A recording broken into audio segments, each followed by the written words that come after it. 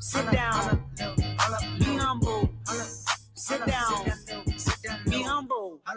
Sit down. Welcome in Out of Bounds here on 103.7 The Buzz. Appreciate everybody listening in on this beautiful day here in the great state of Arkansas. John Nabors, Joe Franklin, broadcasting live from the Hoggs Meat Market Studios with you today. And thank you as always for making us a part of your afternoon this afternoon. It is going to be a Trash Talk Thursday, folks. And we know in the football season, there's always plenty of that to go around. So if you want to get on the conversation and get on some of the trash talk, you can call or text in at 501-661-1037. You can get after us in the Asher Wrecker Live fan feedback after me on Twitter at BuzzJohnNabors. And today we are going to have Pat Bradley on this time. We didn't have a chance to catch up with him, but all thanks to Motorsports Authority. He's actually going to be joining us here in the first hour at around 1:45. So looking forward to catching up with old PB. I know that there'll be a bumper pool sighting, a former Razorback who is one of the few Razorbacks that's beaten Texas A&M. He's going to be joining us hopefully in the 3 o'clock hour, as well as little Andrew Ellis for a quick minute to give us an update on some of the things Sam Pittman had to say in his press conference. And we'll have a few things going on with all the sports news and updates, especially in college football, but also in the NFL, and have an NFL game tonight too. So it's going to be great to have it all into full swing, and especially knowing that with my, I don't know how it all goes, but with Saracen and with fantasy football, I've gotten in a lot more into it this time around. I feel like maybe because I'm going strong so far with my bets and with my fantasy football team in the NFL. It's off to a good start. So I've been paying attention a lot more and really caring a lot more. At least I think I am. That's the vibe I'm going for. But that was funny. Fantasy football team in the NFL. Mm-hmm. Yeah. Well, just want to make sure that there was because you do fantasy teams pretty much anywhere now. But, yeah. Basketball, baseball, it's all over. Soccer, whatever. Yeah. I can't believe some of the people that are able to do like baseball, which I have friends that do. And it's just like, golly, the amount of games and teams and injuries. Yeah. And shifting of the lineup. Right. Listen, I know a lot of sports in general are pretty unpredictable, but I feel like baseball, it's like, geez, you never really know what's going to happen and how it's going to play out. So kudos to any of that. That's why if I do fantasy, it's only football, because you got 17 weeks, 17 games now. It's pretty, once you set the lineup, it's like you set it on that Tuesday or Wednesday, whenever, and you're good to go for the weekend. And unless something, of course, comes up with an injury update or something. And then you really only have to check into that maybe once or twice. But right. Yeah, the other ones, you're talking about games every other day or so. Yeah, I don't know how people do it, which again, I'm all for it. I'm respectful of people that do that, but my attention span's not very very long as it is. So, but yeah, I'm looking forward to it, because you got anytime you got some good games going on, there's always some interest there, and you got some divisional game tonight with the Lions and the Packers. So there's some interest into that one, trying to see who's going to break through into that division, because these are the two leaders, at least right now at this point in time, and at least the two better teams. I know the Vikings are still a good team, but the record doesn't necessarily show it. So still a long season. They have to be able to get on track, and you got to get that first one and try to get some momentum from there. They can't worry about winning 3 games at a time, because they can't do it. They just have to get that first one and try to make it happen from there. Yeah, so we'll talk about that. And, one of the things that, since it's a Trash Talk Thursday, and in honor of Trash Talk Thursday, we asked call it a poll question if you want, but it's more just a question in general on Twitter at BuzzJohnNabors, is just simply in honor of Trash Talk Thursday, why do you hate Texas A&M? And you don't have to hate them. That's fine. But if you do, why do you? Because I think that it's always fun to talk about that with certain teams that you go up against and ones that you face, especially on a regular basis, or if you have history with. So, let us know why you hate Texas A&M if you want to in the text line, or you can call in, or even on social media or whatever. But I've already gotten a few responses. Most of them have to deal with, the yell leaders, the cadets, the weird traditions, and the fact that they win and beat Arkansas too much. So I felt like that was probably most of the reasons why they would hate Texas A&M. But it's a very unique school. It's a very unique school and a unique football program. A lot of that initial hate goes back to the Southwest Conference days. Now, anybody that wasn't around to see that or remembers it, then it is more recently, it has to do with the fact that Arkansas can't beat them. But that's kind of the same deal with Missouri. It's just like, people want to disregard Missouri and say that it's not a rivalry, nobody cares, but they care in the fact that Arkansas hasn't beaten them at a high success rate. And so that is where the hate comes in. I think it's more worrisome, too, with those two teams, with Missouri and A&M, that those are the ones that joined the SEC most recently. We know Oklahoma and Texas will be, but those are the two teams that joined most recently. They're the two teams you faced every year. But since they've joined the conference, you know how many times you've beaten those two teams since they've joined the SEC combined? Three. You've beaten Missouri twice in 2015 and in 2021, and then you beat Texas A&M once back in 2021. So that's pretty ridiculous, but also a little bit worrisome that the two newest teams to the conference are the ones that you've had the worst record against. Well, besides Alabama, because you haven't beaten them since the Bush administration. But see my point. It's like you lose against both those teams, and that's why the hatred really gets ramped up, because you're like, I'm sick of losing to these guys. Especially the way that they lose to them, too. It's always weird. Always dumb. And started new because they are joining the conference. Now, you're always going to remember what happened in the Southwest Conference, but let's go on the record starting now. Yep. And maybe Arkansas can establish something good moving forward. But if it's the same old thing that's happened before, it is going to bring back some of those memories. I'm ready to get hurt again. I'm ready to go down to Arlington and get hurt again at the end of the game. It just seems like it's a tale as old as time. But that's a little theme for the Trash Talk Thursday side of things. And let's go ahead and go to the phone lines and have it lead it off, because we got Savage who's in Cabot. What's up, Savage? What's up, fellas? You know, outside the losing, John, it's just Jimbo Fisher as a whole. Can't stand the guy. You know, he thinks he's a guy to get the football. He's kind of like John Calipari to me. You know, he's smug the way he talks. His press conference is just always literally he's like a scab. I can't stand it. That's why I hate him. Well, yeah, y'all have a good one. Yeah. What? Yeah, I was going to say, Savage, have you ever, the only thing that, I mean, I don't have a problem with Jimbo or anything necessarily, but I will say the one thing that when I'm watching his press conference like this week, I don't think I've ever seen a head football coach talk faster and say as many words as that dude does in my life. Not saying it's a bad thing necessarily, but it's just something that stands out where he is talking as fast as any coach you've ever seen, and it's almost impressive how many words he uses. Well, he looked at Florida State, and he's carried it over to Texas A&M, and outside beating us. I'm not, dumb enough to know that they've beaten us, 9 out of 10 times, 11, whatever it is. Mm-hmm. But he's just smug in the way he talks. Like he's really accomplished all of that and has done nothing at Texas A&M. Yeah, because they've really only had that 1 year, Savage. I guess the COVID year they went 9-1, which they were a good team. But besides here's the problem. Besides Kellen Mond, they haven't had a quarterback worth anything. Like when this year with Weigman and now with Max Johnson, I know there's still a lot to be said, and Weigman was having a good year, but yeah, that's been the problem. Is outside of Jameis Winston and Kellen Mond, he has just not been able to put together a good quarterback or a good offense. So, and I'm with John. I'm waiting on this game. Something's going to happen. Yep. Whatever that is, it's going to happen at some point, and hopefully this time we can overcome it. Guys, have a good one. Appreciate it, Savage. Thanks for calling in. Yeah, I mean, I hate to be like such a Debbie Downer, but was it 10 out of 11 times? And of those 10 losses, I'd say 8 of them have been when you've had big leads, or at least double-digit leads, or going to overtime, or had weird plays happen. It's like, it's not like, oh, just 1 or 2. It's like, no, almost every game that you played against them. That's why if you're a Razorback fan, like, is anybody going to go into the game if Arkansas is up 21-0 at halftime? Is anyone going to be like, oh, yeah, I feel good? Oh, somebody will. Well, that's just like going back to last year's game when KJ's trying to go over the goal line and it's 14-7 at the time, and you have a chance to go up 21-7, a couple of touchdowns. If Arkansas had done that at the time, everybody would have thought game over, but it didn't happen. And so then that was what really changed the game. Yep. Still have never seen a field goal get hit off the top of the upright and bounce up in the air and come straight back down like that Cam Whittle kick did. Still the weirdest thing in the world I've ever seen. But that's what kind of goes into it with this game itself. Let's see, Ash Recker Life fan feedback. Also have some people chiming in on their Trash Talk Thursday. North Little Rock Mike says, think most hate them because they are like other sports teams who try payrolling championships, Yankees, Lakers, etc. Plus, they jam pack 100,000 dorks in that stadium, and they do cult-like traditions. Gig 'em, LOL. What the blank is that? Well, that's their tradition, I guess. And there's so many traditions that they have, I can't keep up with it. But I mean, listen, you talk about them payrolling.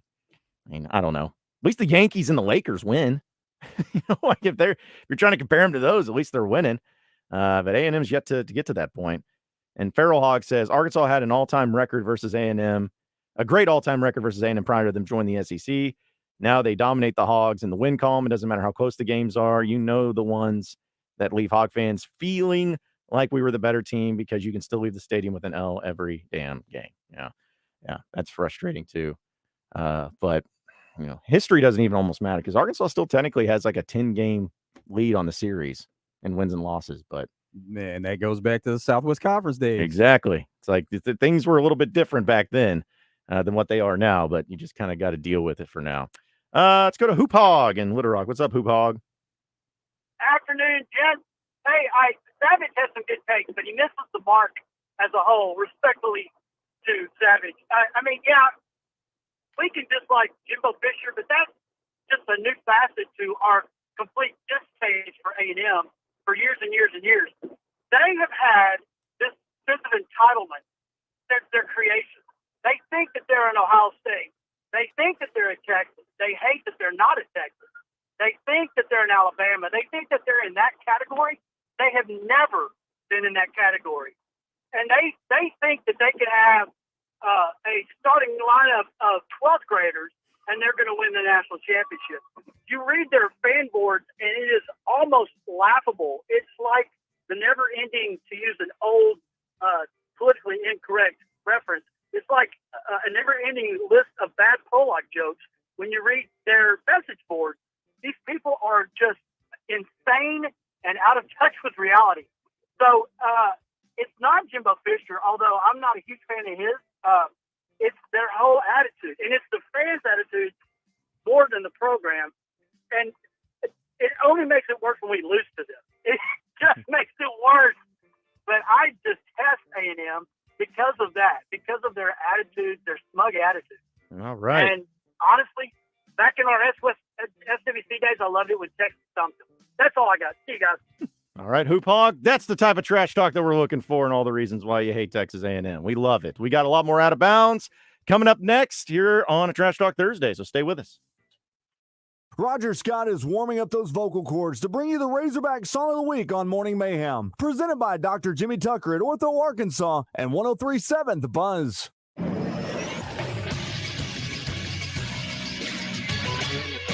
This is Sports Center. A blockbuster trade was completed in the NBA as Damian Lillard was sent to the Bucks as part of a three-team deal with the Trailblazers, Bucks, and Suns. For Lillard, the Trailblazers received Drew Holiday from the Bucks, DeAndre Ayton and Tumani Kamara from the Suns, a 2029 unprotected first-round pick from the Bucks, and 2 pick swaps from the Bucks. The Suns received Yusuf Nurkic, Nasir Little, and Keon Johnson from the Trailblazers, and Grayson Allen from the Bucks. Lillard, who has spent all 11 seasons of his career in Portland, now heads to Milwaukee. He's coming off a season where he averaged 32 points, 5 rebounds, and 7 assists on 46% from the field and 37% from 3 on 11 attempts per game. He joins Giannis Antetokounmpo, who averaged 31 points, 12 rebounds, and 6 assists last year. It's a deal that on paper works for all 3 teams. As Portland hits the reset button, Milwaukee gets Damian Lillard, and Phoenix gets some much-needed depth. I'm Christian Weaver with the Buzz Radio Network. Are you a fan or are you the ultimate fan? Play the Alon DK Ultimate Sports Fan Package Sweepstakes for a chance to prove you're the world's greatest armchair quarterback, all from the comfort of your own home theater. Visit an Alon DK near you to enter for a chance to build your own home theater with a $5,000 Best Buy gift card plus a YouTube TV gift card. Your ticket to streaming your favorite games this season. Visit an Alon or DK today and score big. No purchase necessary. 18 or older. Message and data rates may apply. For official rules, eligibility, terms and conditions, and privacy policy, visit myalon.com/ultimate sports fan sweeps. Listen for offensive lineman Josh Braun Tuesdays this football season on Out of Bounds. Josh Braun is brought to you by Matt Black with Allstate Insurance. Matt Black with Allstate can take care of your home, auto, boat, motorcycle, life, renters, and landlord insurance. Are you in good hands?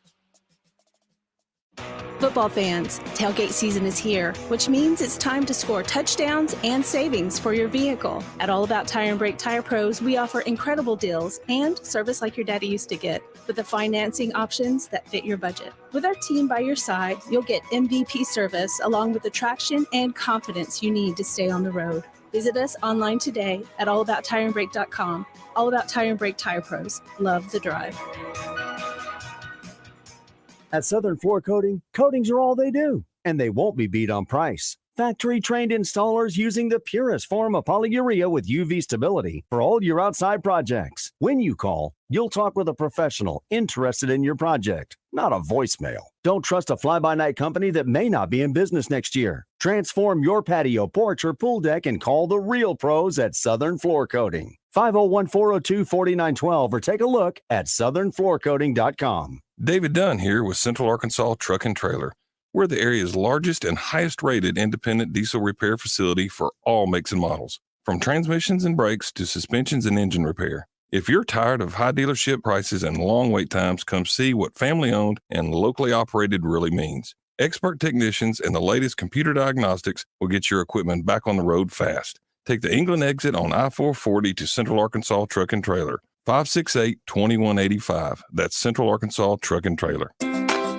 Justin Anker reminding you that CertaPro Painters is here to help you as we transition from summer into fall. And if you're thinking about doing something to the outside of your home, maybe it's long overdue, CertaPro Painters is here to help. Have them come over, give you an estimate, and they can help walk you through the process of what it'll take to get it done. They can help you out with the color selection and everything else you need to get the job done right. Each CertaPro Painters business is independently owned and operated. Schedule your free estimate at CertaPro.com. That's Certa with a C. For your home, for your business, get your place looking right with the help of my friends at CertaPro Painters. Where can you find 16 cold beers on tap, the largest Irish whiskey selection in town, weekday happy hour, as well as college, pro, and even World Cup football games all on big screen TVs? Oh, and let's not forget the great food, great drinks, daily lunch specials, music on the weekends, and a private party room available with reservation. Well, of course it's Dugan's Pub, your favorite Irish pub in Little Rock since 2010. Dugan's Pub, downtown 3rd and Rock Street. Dugan'sPubLR.com. Unlike other shows, we don't talk over each other with old hee-haw jokes. It's bull crap. Well, I ain't standing for this. We'll go to hell. Yeah, they're down. So call or text to actually be heard on Out of Bounds at 501-661-1037. You're listening to Out of Bounds with John Nabors and Joe Franklin. Jefferson off the zone read. Play action. Pumps once. Looking deep. Tesla at the goal line. Complete. Touchdown, Arkansas. Man, is this guy a find or what? On 103.7 The Buzz.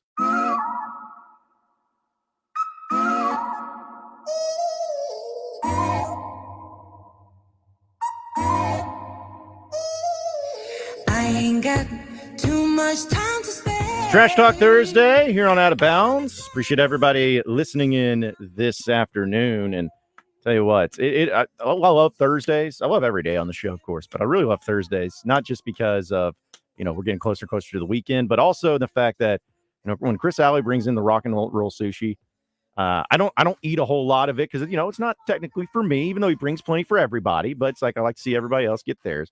But it's the smell that sticks around that gets me every single time. And it just makes me happy. It's like smelling the, whether it's the hibachi or the sushi or whatever it is. It's incredible. I love it. So that's the thing about Chris Alley. He does bring a lot of rock and roll sushi, and he satisfies the building. A lot of people look forward to Thursdays. Mm-hmm. That's why he's the best in the business right there with rock and roll sushi. But we always appreciate Chris coming in and hanging out in the zone. And, of course, we get to see him and, he provided some of that great rock and roll sushi. So it's always good to see him in there as well. This Trash Talk Thursday, and I know what Pat Bradley joining us here in the first hour of the show. So here in about 20 minutes, get to talk to old PB, see what's been going on with him. I did find it funny, though, that where is it at that I was going to say? Oh, from the Southern Structural Solutions text line. We had some people talking about why they hate Texas A&M and some of the reasons why. And it comes from David and Cersei. He says, growing up in the late 70s all through the 80s, I learned from my grandparents not to like Texas A&M. Back there, all the jokes were Aggies. And also from the 501, it says, after last year's A&M team were paid tons of cash and finished with a 5-7 record, I wonder how many A&M players will take the money and run after this season. So, all right. I don't think they were. And I still don't know how that $25 million thing was even spread out. I don't think it was just $1 million per recruit. I don't know, but I don't know if it was over a period of time. I don't know. That was the report. Nobody knows how that money was dispersed. What was the report? The report is that with NIL and all that Texas A&M had spent roughly estimated, however you want to put it, $25 million investment into that recruiting class. So, 25 scholarships. Mm-hmm. But would you give $1 million to each and every one of them? Or no, that's not how that works. It's like, okay, you're a 5-star, you get and then of course, if there's a report like okay, where exactly did that report come from and how legit was the report? Sources. That's probably all it is. There it is. It's just sources are the ones that said it. I'm sure like no other SEC team or coach was telling them, hey, that's how much they're spending over there. But like I said last year, and I said this, I don't care who spends what. It matters is if you win or not. And at the end of the day, that's all that matters. And plus, that $25 million, just because we don't know, how do we know that there aren't other schools that are spending just as much? Like some schools want to put it out there to benefit them one way or another, where it's like it's enticing to recruits, and others, they want to keep it quiet just because they don't want it to be public. They want it to be more of a private deal. Yeah, it's just a matter of how you want to handle it there too. But Savage came in and talked about Jimbo Fisher, and the SEC teleconference happened yesterday with both Sam Pittman and Jimbo Fisher. And I thought this was a really cool quote, and at least a really cool thing about what Jimbo Fisher had to say, because KJ Jefferson has tied Matt Jones for touchdowns at the quarterback position. And Jimbo Fisher was someone who coached against Matt Jones, and he had this to say not only about KJ but about Matt. Matt could fly. Matt was a high 4.3, low 4.4 guy that was 6'6", covered so much ground. And I remember KJ probably throws it more, and they put a lot more pressure on him to do it that way. But they had so many dynamic weapons back in those days. And I remember those teams. They had great backs at that time, and him getting him on the ground. And he could fly, man. Just outran angles, and he, of course, then you'd play him all up there, and he'd throw the deep ball and hit you and hurt you. So, both guys are dynamic players. Both guys are big, fast, strong guys. Matt was probably faster. Not many guys were as fast as him. I think some of the backs were. He was dynamic that way. KJ throws the ball and is so strong, and it's two great players they've added, two dynamic players. So I thought it was kind of cool that he just asked about Matt Jones, and because he had a lot of teams that played against some really good teams, but for him to remember Matt Jones that well, and the comparison, or at least him tying the record and all that, is kind of cool to hear from the outsider's perspective of what they still to this day think about Matt Jones, who played 20 years ago. Oh yeah, anybody who played or coached against them, they're going to remember Matt Jones because he was that type of impact on the game. Yeah, and that's why I try to tell people who may not have heard of Matt Jones or don't really understand Matt Jones, and it's usually people from outside the state or whatever. There's been a lot of great athletic quarterbacks, dual threat quarterbacks, if you want to call them that, and Heisman Trophy winners and everything. But still, I don't believe there's been as many as people want to say quarterbacks who could outrun secondaries like Matt Jones could. There's guys who are really fast and they get far or whatever, but to have the speed where if he has a direct line, there's nobody in front of him, that nobody's going to catch him. There's just not been many quarterbacks that have that type of capability. That's like Marcus Spears, who's on ESPN. His name was mentioned around Marcus Spears, and trying to give some background into Matt Jones, and didn't even get deep into it. It was just like you're saying Matt Jones, who played quarterback at Arkansas, and Marcus Spears, like, oh, I know that baller. I know who he is. Yeah, I'm sure especially if you're a defensive player too, you definitely knew. Because I was trying to think, there was a player that I talked to at SEC Media Days a few years ago that played a defensive line position in the SEC, and it's going to bug me. But I asked him about Matt Jones because it was in the same era, and one of the things he talked about was I never went up against a player where I had the best angle and the best position to tackle him, and with one step I would whiff. It was just, he said it looked like you had him dead to rights, and all it would take was just one move, and you're 5-10 yards behind him. He said he never saw a player that could just take one step and make a stride like that so quickly like Matt Jones That was could. from that track background. Man, yeah. Still, they just, again, kids these days, they don't understand the greatness of Matt Jones, but at least Jimbo Fisher does, and that's appreciated. Let's go ahead and get Navy Mike in here. What's up, Navy? Hey, what's up, John? And what's up, Joe? John, you were talking about, a lot of people were talking about Jimbo and, arrogance and thinking he's better, and teams thinking he's better. They're better than everybody else. Look, the man did win a national championship. And that's facts. That's going to be forever. Mm-hmm. But you also said that he kind of peaked at in that 9-1 season where they probably should have went to the playoff that year. But since then, since he won those 9 wins, he's regressed each year with lower and lower wins. Oh, I know where this is going. That sounds eerily familiar if you're an Arkansas Razorback fan. Mm-hmm. But so we can't we can't sit here and be the toilet calling the sink porcelain. Yeah, but there's also a difference, Navy, where Jimbo Fisher came in with a 10-year, $75 million contract for $7.5 million and has had a top 5 recruiting class or number 1 recruiting class every year he's been there and has been unable to perform. Like, I'm not saying that, Sam Pittman is just tremendously better than Jimbo Fisher or anything, but it's not the same situation. Like, Sam Pittman had never been a head coach before and had taken over a program that was coming off its worst stretch in its history and at least made them competitive and relevant. Jimbo Fisher walked into a great situation, or I should say great, but a solid situation at A&M that Kevin Sumlin left behind with great recruiting, great players, and everything with a lot of money to deal with, and it just hadn't shown the results. So I think that there's a little bit of a difference.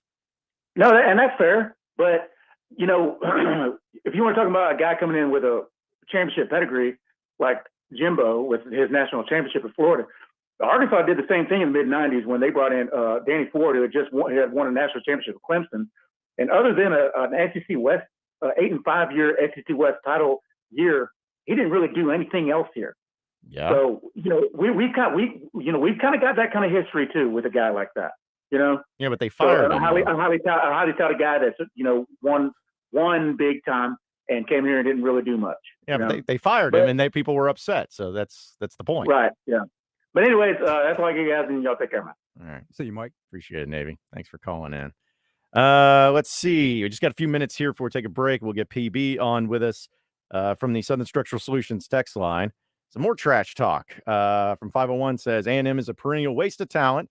They couldn't win it all with Johnny Manziel. They just didn't, just like they didn't win it all with those legendary defenses back in the 80s and 90s. If you decide to fall in love with this team instead of hating them, you'll just end up hating them even more.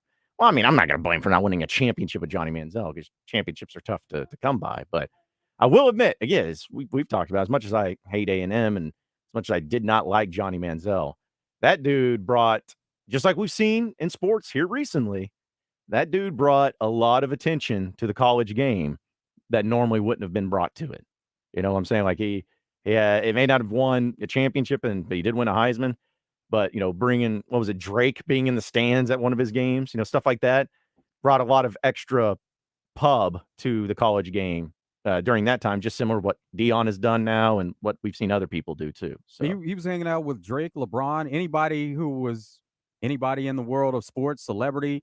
He was hanging out with all of them at the top of his game. And that was something that most people on the outside would probably say that was a distraction, but he was able to keep playing through that, and he played that. That was the way he played. He didn't put a lot into off the field, studying the game or whatever. It was more about in the moment, being spontaneous and making it happen when he was on the field. Yeah, when the lights came on, he performed, and he wouldn't have been the icon that he was if he didn't perform the way he did on the field. It just happened to be at Texas A&M is where he was at and brought a lot of attention there. He played and partied the same way. Oh yeah, like that's where if you watch that Manziel special, it kind of is pretty eye-opening in some ways. But even with like Manziel and how during that time of college football, and at least with Texas A&M, and I could be wrong because I know I'm younger, I don't remember the Southwest Conference days, but A&M didn't really have any sort of cool factor to it. It's kind of just like, oh, that's that weird school over there with their cadets and everything. But Manziel, and for at least that period of time, brought in a little bit of a cool factor to A&M. And I think them and joining the SEC at the same time, like was a great combo for them to becoming at least a bigger brand than maybe how they had been looked at beforehand by having a player like Manziel, if that makes sense. But in their minds, they always were on that level. Mm-hmm. And maybe they feel a little too high on themselves at times. Yeah, which is fair. It's very fair. But I still think it's pretty funny to see, even to this day, how many fans they have. Like, because that's the thing. There's so many fans of A&M. They're all over the place. And you can call it a cult. You can call it whatever it was. But they got a strong base. And they got a lot of fans. They got a lot of money, and they got to, because I think their enrollment at A&M is like 80,000 people. Like, it's a massive school. It exploded because of Manziel. Yeah. Even more. Yeah. I mean, I've never been to College Station, but I'm sure that it's I'm sure it could be something that once it becomes a home and home, or once it goes back to campus, I want to check it out just to see what it's like, because I've never been. That's why for him, it got to the point where he couldn't even go to class. And that was before the days of online classes just took off, where that's where what everybody's doing and how they're going about it. He was having to do it then because he couldn't walk around on campus. Yeah. I know we discussed it. He had to have been, or would have been, one of the top athletes of all time in NIL money, if he had the NIL ability back then. Well, he did. He did it. He did it where nobody knew what was actually happening. Yeah, back then was NIL before NIL. Yeah, he was NIL before it was cool, and he kind of broke through there. But even if it was apparent to where you could do, you know how many commercials that guy would have been in? Like, you see Caleb Williams in a Wendy's commercial now. Like, you know how many people would have been like, okay, Manziel, you want to be in this commercial? You want to do this ad? Like, a lot of people would have been all about that. Especially as a Heisman Trophy winner. Oh, yeah. Oh, yeah. Just very marketable. Real quick before we take a break, Earl's in Texas. What's up, Earl? Yeah, I just want to tell you I'm an Aggie fan, and I'm warning you all out there, don't cross that line. You're being very disrespectful. Word is getting back to us, and we have been mopping the floor with your faces since we joined the SEC. So I think a little respect is due. Don't you think so, buddy boy? No, I don't. But we do appreciate your call, Earl. Oh, that's great. I appreciate it. I don't know if that was actually an Aggie fan or not, but if it was, it's going to make for a fun atmosphere down there in Arlington. Appreciate it, Earl. We got to take a break, though, because we got Pat Bradley joining us, thanks to Motorsports Authority on the other side of the break. We'll talk to him about pretty much everything going on in the sports world, and we will keep it moving here on a Trash Talk Thursday, so stay with us here on Out of Bounds.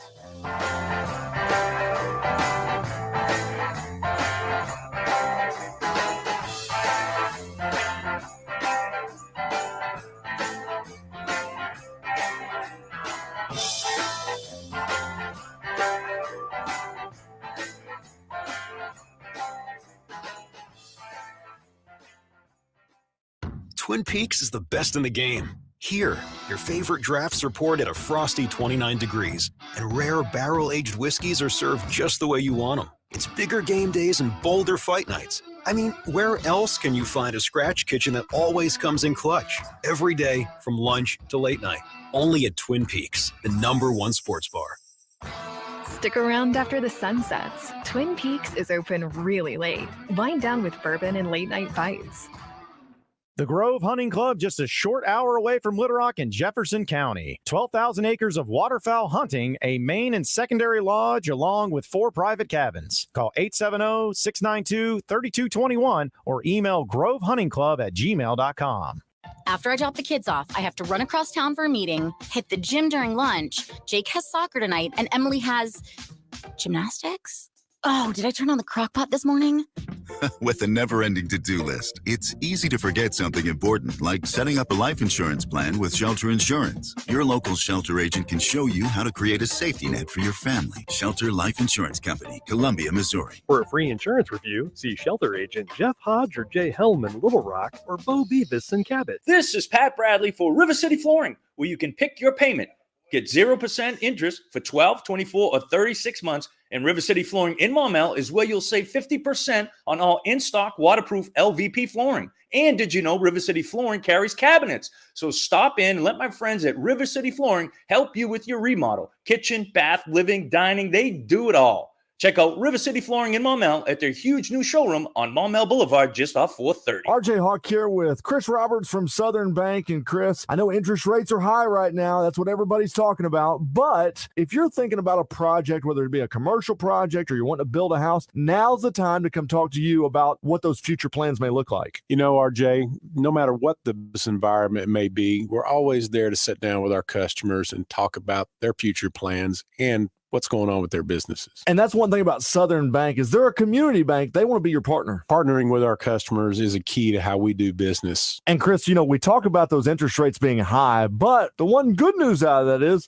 deposit rates. We have some great CD and checking account rates. Just give us a call and see what one of our personal bankers can do for you. If you want more information about interest rates or those deposit rates that we just talked about, call Chris and his team today at 501-424-0900 or go online at bankwithsouthern.com. Southern Bank, member FDIC, equal housing lender. Mow, dig, haul, lift. The versatile Kubota BX Series subcompact tractor does it all. Switching attachments is simple, and a smooth hydrostatic transmission makes for easy operation. The Kubota BX Series, rated #1 in durability and owner experience. Talk to your local Kubota dealer today to schedule a demo. Go to KubotaUSA.com for full disclaimer. River Valley Tractor, closer than you think.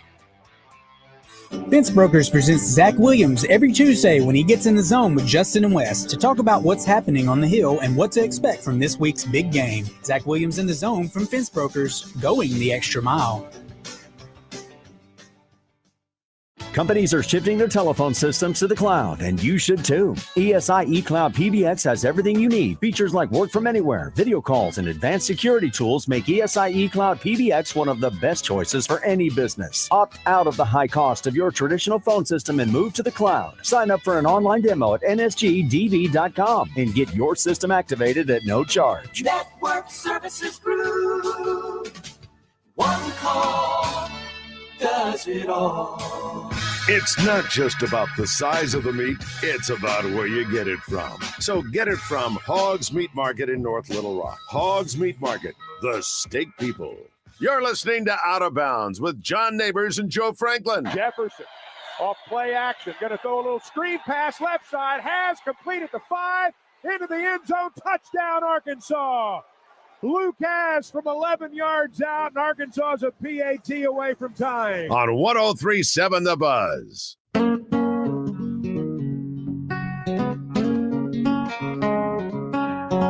If you're shopping for a vehicle, you want to get to Gwatney Chevrolet. Gwatney has the best deals in the market. Been doing it 60-plus years. Give them a call, 501-982-2102. Got a couple of days left here in the month of September. Take advantage of Gwatney's exclusive loan and lease termination program. Let Gwatney help you get out of a vehicle that you don't want, and also take advantage of no payments for the rest of the year. 0% is available on Silverados, and that's with approved credit. Now, on the loan and lease termination program, everyone is approved, but for the Silverado, 0%, it's with approved credit, and it could depend. It can vary depending on your credit. 2.1% is available on 2023 Equinox. Make the trip to the Gregory Street exit in Jacksonville. Shop them online, GwatneyChevrolet.com. You can see all the deals, the cash allowances, the rebates, even appraise a vehicle. See just how much it's worth. They're giving thousands over book value, whether you trade that vehicle in or you sell it to Gwatney Chevrolet. Gwatney is always actively buying vehicles, so you get a great deal on the vehicle that you trade in or sell. See the entire inventory of new and pre-owned vehicles on GwatneyChevrolet.com. Get that service scheduled today. They have convenient service hours throughout the week. Also, Saturday, 7 a.m. until noon, in case you can't make it throughout the week. It's Gwatney Chevrolet, Arkansas's #1 Chevy dealer. Gwatney Chevrolet, GwatneyChevrolet.com. It is a Trash Talk Thursday. You're on Out of Bounds. Going to have Pat Bradley join us here in just a second. But a few other texts, which I love how since it's Trash Talk Thursday, people talking about Texas A&M. It's great because that's the question of the day is why do you hate Texas A&M? And 501 says, okay, guys, there's another reason why A&M has such a large attendance. They have one of the top best veterinary schools in the country. I'm sure they do. Because I think, what is it, A&M stands for, or is it agriculture and military? Is that? That's it. That's A&M? Okay. Just want to make sure. I've always, there's a lot of those, but but when you think A&M, I think Texas A&M is by far the biggest one because there used to be an Arkansas A&M, right? Yes. What is now UAPB? So, okay. So that moved to UAPB. Okay. Okay. Because I feel like there was a lot of states that used to have a school that was an A&M. There are some schools that are A, M, and N, which, agriculture, military, and something else. Because even I don't even know if any other like A&M's worth noting, like as far as big schools go. But yeah, there's a reason why they got a lot of things going for them, and it is a very technical school that has a lot of people who make a lot of money, and that's why they continue to have so much money to spend on all those recruits that everyone keeps talking about. But We'll talk about that later in the show, though, because we're going to continue on Trash Talk Thursday. But actually, UAPB was AM&N. So really, it's agriculture, mechanical, and normal. Oh, okay. See, So it wasn't history. military for UAPB; it was mechanical. Does it say when they changed that? Like how long ago it was, or anything? Just out of curiosity. 1972. Okay. Let's see. Interesting. Yeah, sometime around then. 1972. All right. Well, yeah, I know that So, it was. 1927 and 1972. Well, there you go. All right. Well, now I learned something new today. And we're going to hopefully continue to learn some new things as we go to the phone lines and welcome in our guy, Pat Bradley, thanks to Motorsports Authority. And PB, appreciate you coming on. Sorry we couldn't connect with you yesterday, but hey, it works out today. How you doing? Doing good. What's the word, boys? What is the word? How about that big trade in the NBA yesterday? Mhm. Dame Lillard taking over the Eastern Conference. Yeah, and Giannis obviously has to be happy that if with Chris Middleton and Bobby Portis, Lopez, man, they got a real good five, and you got somebody, really in Chris Middleton and Damian Lillard. Those are two guys that can make you big shots at the end of the game. Obviously Giannis is the overall most dominant player, but when you add that into the mix in a very competitive East, that's big time. And I love Drew Holiday wherever he lands. I mean, the kid is just an all-around solid player. I realize he's into his mid-30s now. However, he was a good player. He was a tough guy to get rid of. I'll just put it that way. He's a championship medal, that guy. Yeah, because we even had somebody text in, PB, on our Southern Structural Solutions text line that wanted us to ask you who were the winners and losers of the NBA blockbuster trade, but also if the Bucks do not win a title this season, does Giannis move on from Milwaukee? Well, it's funny. You look at the ages of everybody, and you would think, okay, the couple of guys I just mentioned outside of Bobby is in their mid to late 30s. And I think that's always in the back of everyone's head. I think it was in the back of Giannis's head. So, East, but the thing is, the East can change. I mean, the Celtics could look completely different if Jaylen Brown doesn't come back. And so in the next couple of years, so you just really never know. I would say the Bucks right now. Now, depending on what Drew Holiday lands, we'll see. The Celtics were the favorite, I think, going in before this trade, and they still, who knows if they get there, if everyone on the same page and healthy, they certainly get the talent. So, in a few years, I think everyone in the NBA is sort of like, let's see what we could do now, because so many things change, as you guys know, in the future. So where does that leave? What are you thinking about the Western Conference? Because the Phoenix Suns were involved in that trade, and the thing that they were facing last year was they had a nice big three, but they didn't have any depth, and now this trade seems to have worked out for them. So you have a couple of teams here working together in a trade to make both of them better, and probably try to project them to get to the finals against each other. Yeah, I think so. And the thing with the Suns is like, DeAndre Ayton, to me, never really, and probably to a lot of people watching, never really developed into what they thought he'd be. So, I think moving on from him, probably, I hate to say addition by subtraction, probably so. I don't think Denver's still got everybody together, right? Yes, I still look at them as the contenders. I know you. I know what you're thinking about the Lake Show, baby. I know what you're thinking. I put the Lakers, slightly below, but the Suns. We'll see. We'll see with their little bit of a changed up roster. But I do like the move. I do. I like what everybody did, and obviously Denver didn't have to do anything, and they did. So they just had to kind of come back healthy. And speaking of also the NBA, PB, I'm just kind of curious, like what's going to end up happening with James Harden? Like, it's like sometimes I forget that that's still a Ugh. thing, but it's like what even ends up happening with that guy? I hate to say when you get in bed with somebody that has a questionable past, and I know he has history with the GM Daryl Morey, so he thought maybe that, but it's just, I don't know, John, who you get for him and how it comes out to where you're where you want to be. I think you gotta ride it out with him. I hate to say it. I mean, you went out, you got him on the team, and I think you got to see it through and not deal with whatever you got to deal with there. But yeah, it's unfortunate just because was it Embiid who's just coming off his MVP, wasn't he? Yes. Yeah. Oh, yeah. Yeah. So he's he's not anything with him. He's not a spring chicken. He's got those injury problems. And he's a guy that's not pleased with what's going on because he expected a player like James Harden to be there and other quality pieces to be there.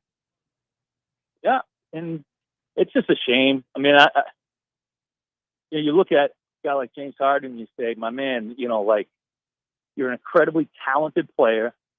People still want, like contenders still want you. Like just, be that guy. Be that guy. Like, you know what I mean? He can still play. It's just you hope he decides that I'm gonna be that guy and be dedicated to winning. Well, PB, just to shift gears a little bit with you too. We've been having some fun with Arkansas, of course, Texas A&M going on this weekend in the Southwest Classic, asking fans, why they hate Texas A&M, and we've had some fun with it. And I know, you don't have to go into why you hate Texas A&M because, of course, you love all the SEC schools. But I'm curious. I love everybody. Exactly. Yeah, you love everybody. But I'm curious though of just with Texas A&M and the traditions that they have and the uniqueness about them. At least that's the best way I can put it.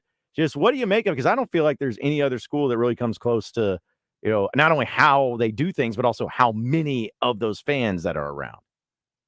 Yeah, it's just so being down at College Station a few times, it is you get a sense of how and why Texas A&M is what it is.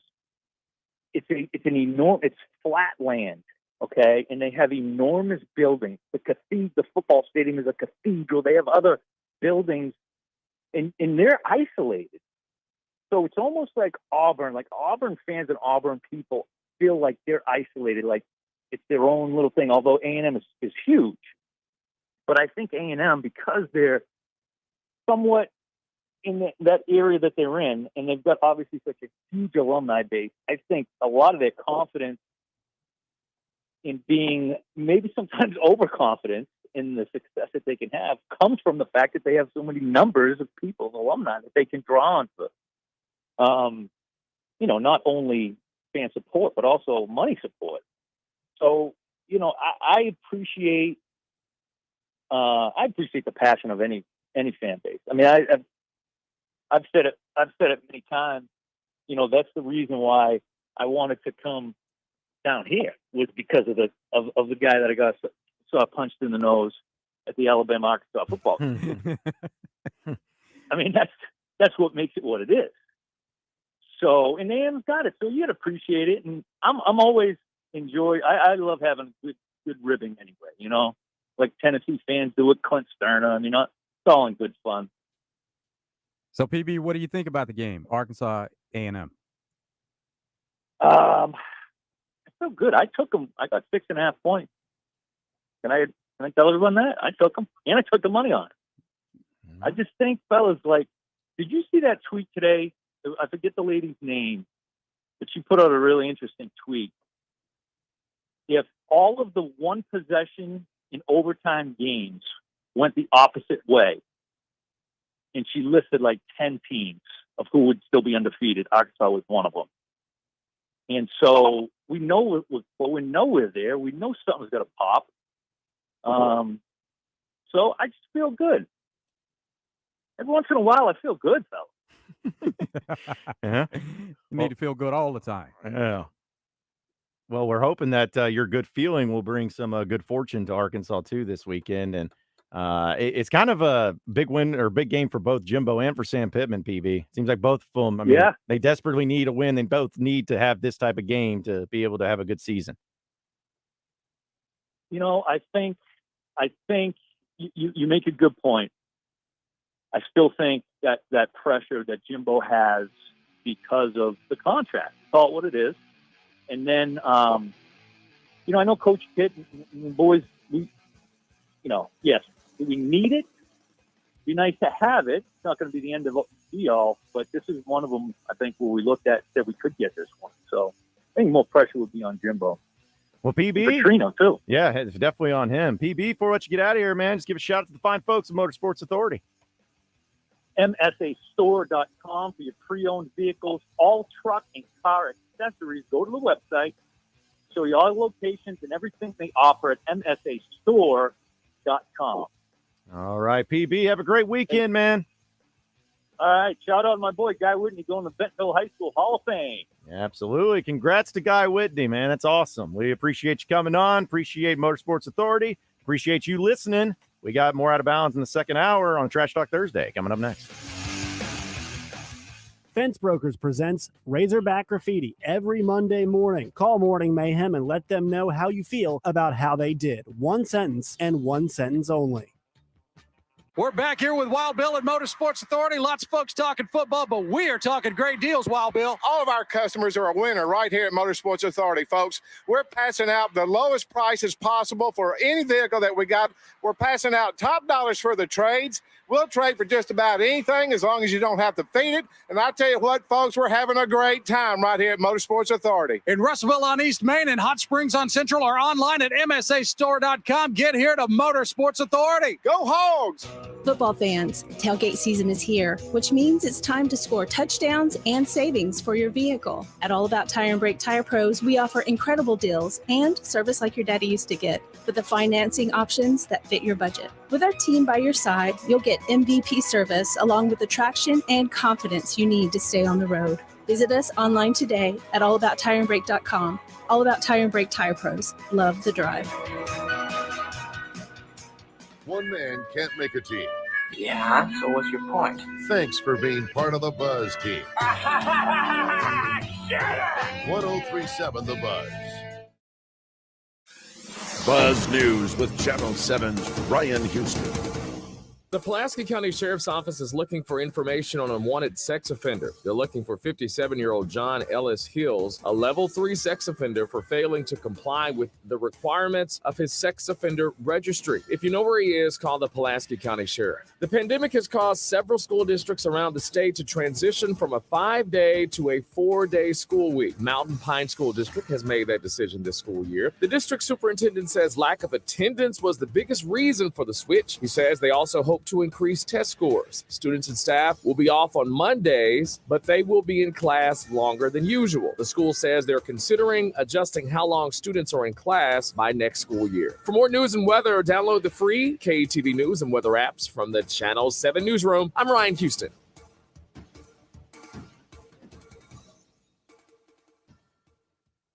Listen for Coach Kevin Kelly Wednesdays during the Zone, presented by the Wooded Rock Athletic Club. Join the Wooded Rock Athletic Club and save 30% off joining fees with no monthly contract. LRAC.com. Weather from the Fletcher Weather Center with Channel 7's Melinda Mayo. Still very warm late September temperatures, 95 this afternoon, mostly sunny, and tonight slowed down to 68, 94 Friday and Saturday, and then low 90s next week. Still very little rain expected. From the Channel 7 Weather Center, I'm meteorologist Melinda Mayo. Today's special at the Riverfront Steakhouse in the Wyndham Hotel. Dinner for two for $60. Split a 10-ounce filet, fried shrimp, and our famous salad bar. This is Trey Reed from the Wild Side on 103.7 The Buzz, inviting you to join Mark Hedrick and me Tuesday nights at 7 p.m. Brought to you by West Rock Landing at Lake Maumelle, Edwards Food Giant, All About Tire and Brake, Battery Outfitters, and Trader Bill's Outdoors, Hot Springs, and Little Rock locations. It's the Wild Side, Tuesday at 7 p.m., only on 103.7 The Buzz.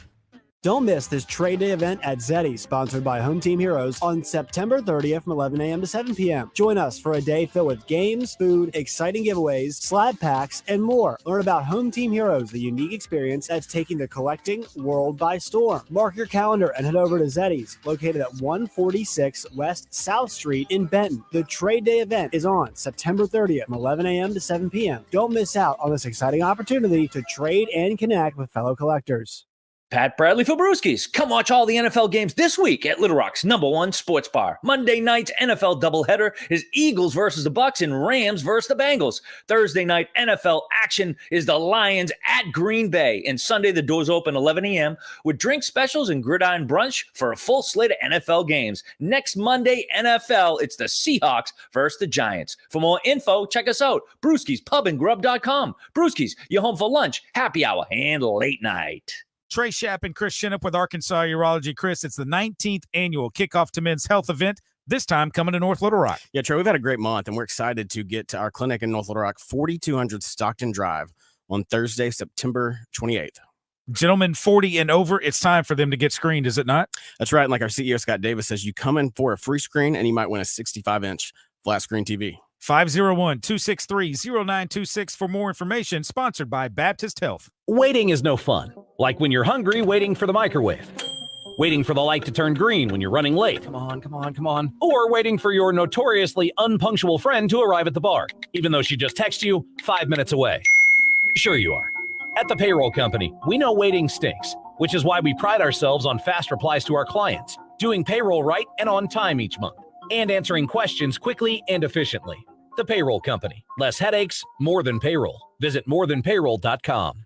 And ESPN Radio Extra Point with Freddie Coleman. How many people talked about when Kevin Durant and Kyrie Irving and then they get James Harden getting together with the Brooklyn Nets that they're going to be in the NBA Finals each and every year, and they never made the NBA Finals, and then all three of those guys are now with different teams. The difference with this in terms of Milwaukee, why I believe it's going to work, because Damian Lillard, he knows what time it is. He's been waiting for something like this where for the first time in his NBA career, he can go on a basketball court and know that he has more than a fair shot, not just to win a series, not just have a deep run, but to win an NBA championship. He has never had that in his NBA career. The closest he got, they got to the Western Conference Finals, and they got the blood beaten out of them by the Golden State Warriors. It wasn't even close. Actually, that could have been a 3-0 series, and they should not have played Game 4. That's as close he's got to that spotlight. Now you got a chance to be with the guy that's going to be as motivated as you to win a championship when it comes to Giannis, because he does not want to be a one-trick pony when it comes to winning an NBA championship.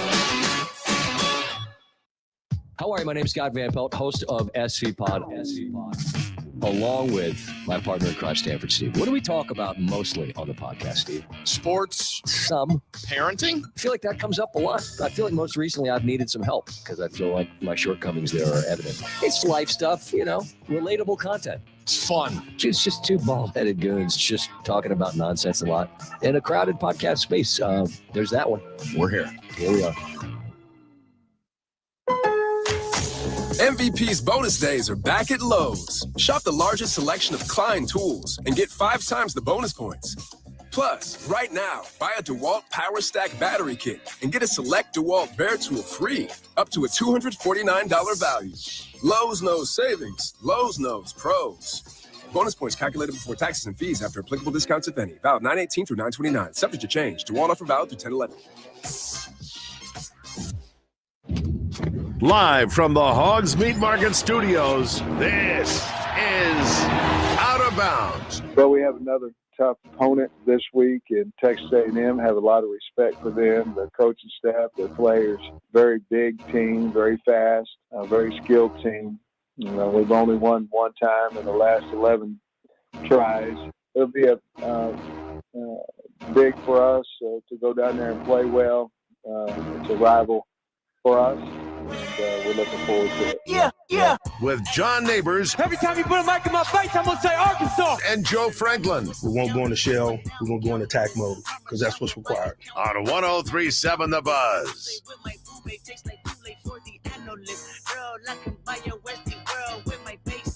I know that it's good. Won't you sit it on my taste buds? I get way too petty once you let me do the extras. Pull up on your block and break it down. We playing Tetris. AM to the PM, PM to the AM phone. Eat up your per diem. You just gotta hate them phone. quit your BM, I still rock Mercedes funk. If I quit this season, I still be the greatest funk. My left stroke just went viral. Right stroke put a baby in a spiral. Soprano C, we like to keep it on the high note. It's levels to it, you and I know. Tell them be humble.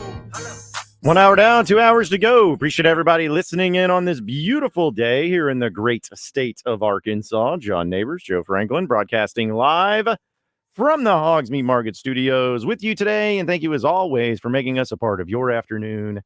This afternoon, it's a Trash Talk Thursday here on Out of Bounds. And I always want to continue to hear from you and some of the trash talk that you want to talk today at 501-661-1037. Get after us in the Asher Record Live fan feedback. After me on Twitter at BuzzJohnNabors. And going to have what's trending in the world of sports here in a little bit, since we had PB on in the previous segment, doing some moving around with some of the crazy and fun storylines going on in the world of sports that we'll get you some updates on. And I had actually somebody on Twitter ask how much tickets we're going for Arkansas and Texas A&M.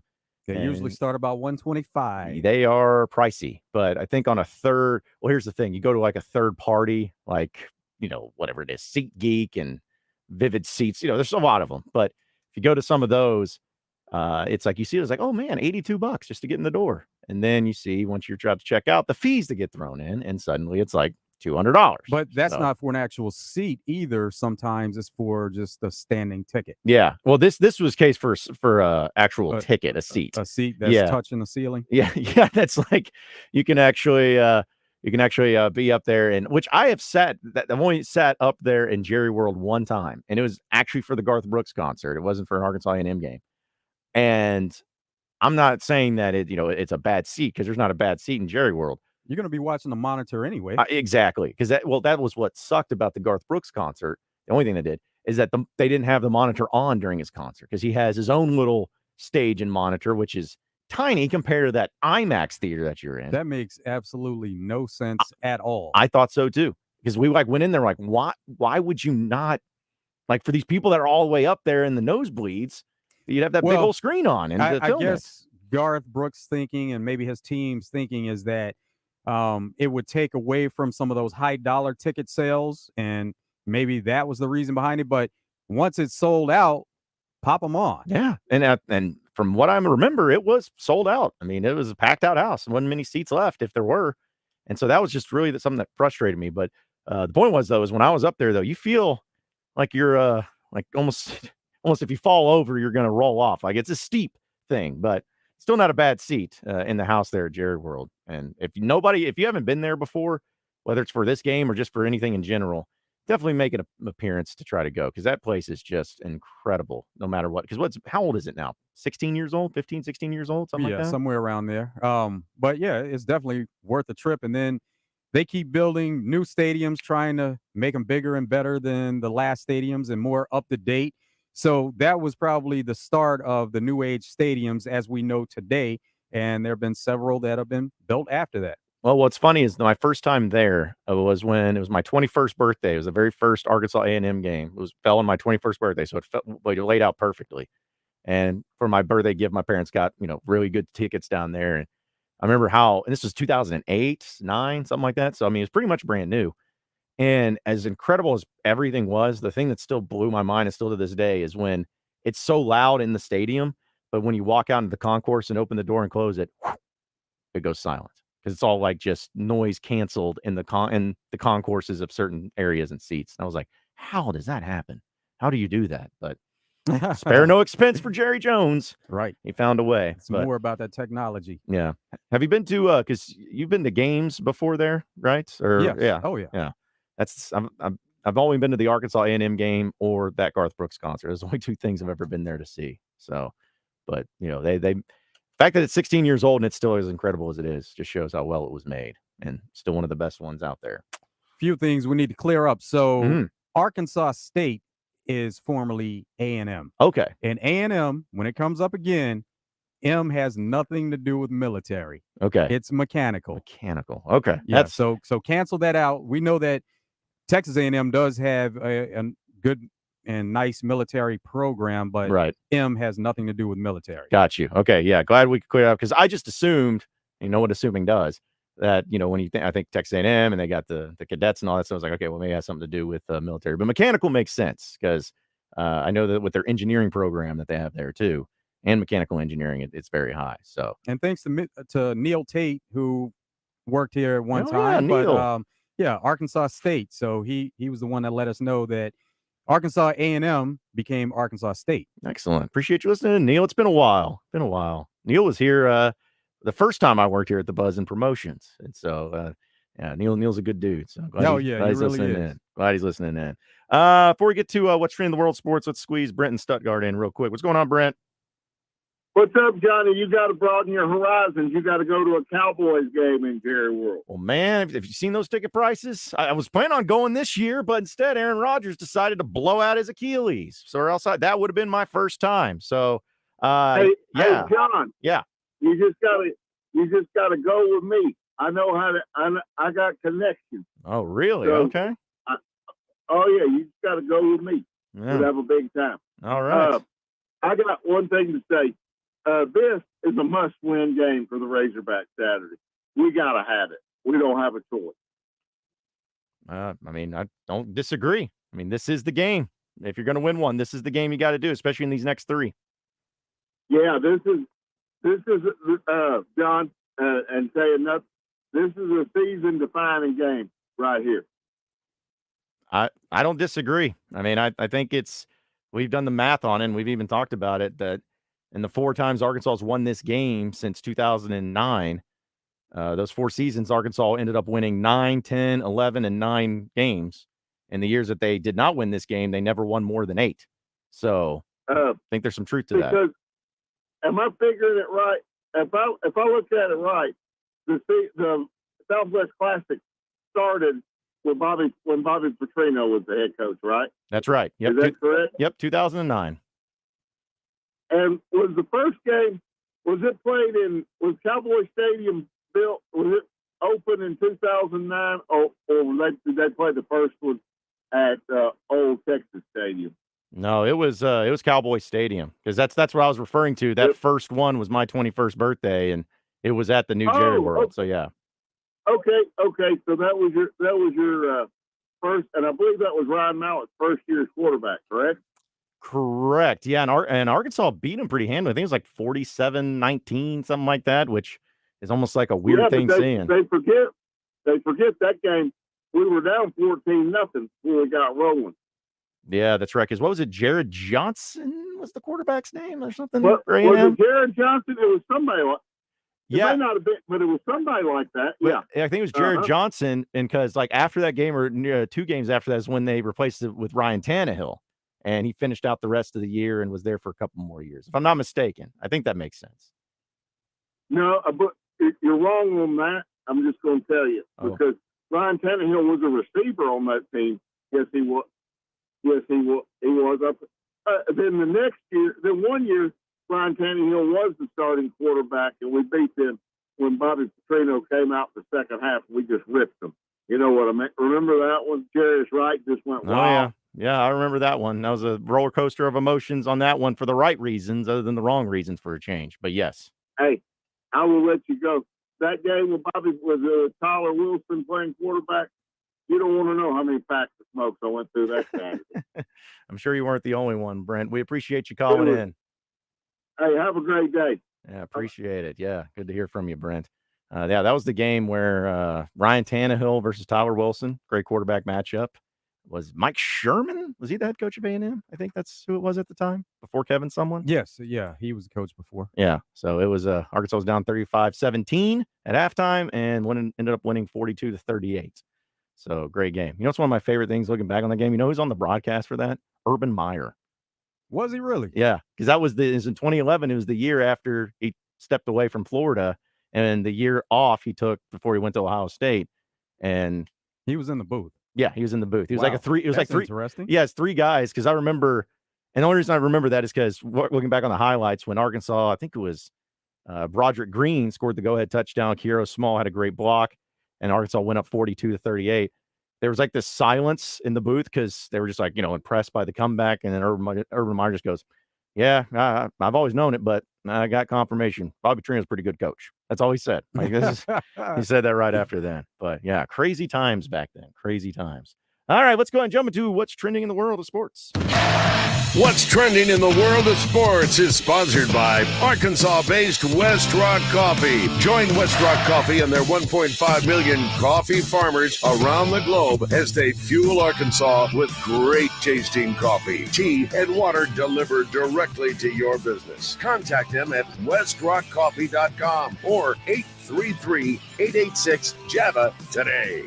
All right, what's trending in the world of sports? Lots of things going on. We'll try to work our way through it, but this has been discussed, rumored, speculated, but looks like it's confirmed now that the XFL and the USFL today have announced that the two spring football leagues plan to merge and begin play officially next season.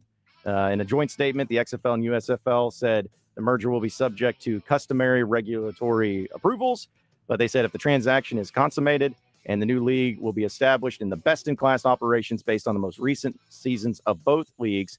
This historic combination will anchor professional spring football with substantial capabilities and resources to ensure the future growth and continue to enhance the development and collective players, coaches, and staff that are coming together. So this makes a lot of sense. This is like PGA and Live getting together with less drama and less hatred between the two. It's more of they were in competition for sure. Right, so right. There was an element to it, but it makes sense for them to try to play nice together and get players to the next level. That's the ultimate goal. Mm-hmm. And I think especially when you're not going to compete with the NFL, you're doing it in the spring, which is a great thing to do. But yeah, there's no reason, at least from my perspective, of having two different leagues when you can just have one that can be the best that it can be with the resources that they have. So but now it's a wonder of how much will Dwayne Johnson still be involved and what the merger will mean as far as from the executive standpoint. Well, it did say in the article that since the XFL is owned by Dwayne "The Rock" Johnson, which I didn't realize his ex-wife was also the part of the owner, Danny Garcia. They said that the USFL is, of course, under the ownership of Fox Corporation.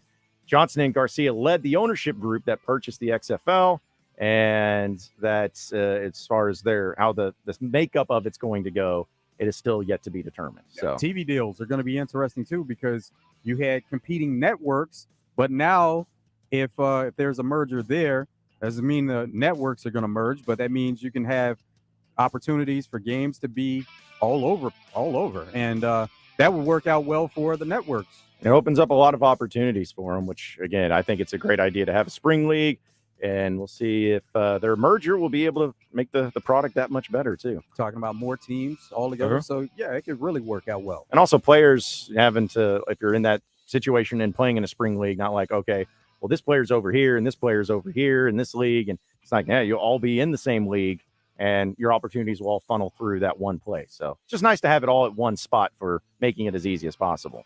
Also, in some other news, I thought this was a cool thing. We know with the deal with Travis Hunter, the Colorado football player that is out for a few weeks, especially with the injury and the cheap shots or at least the hit that the defensive back Henry Blackburn had when he was with Colorado State, and a lot of vitriol came from that. Well, it's a really fun, or at least again, a cool thing where they were hanging out actually yesterday and went bowling together. Those two players. It was put up on social media that they were hanging out and saying there was no grudges or anything like that after the hit. And I thought that was a good move by both of them, especially knowing that they both got in contact.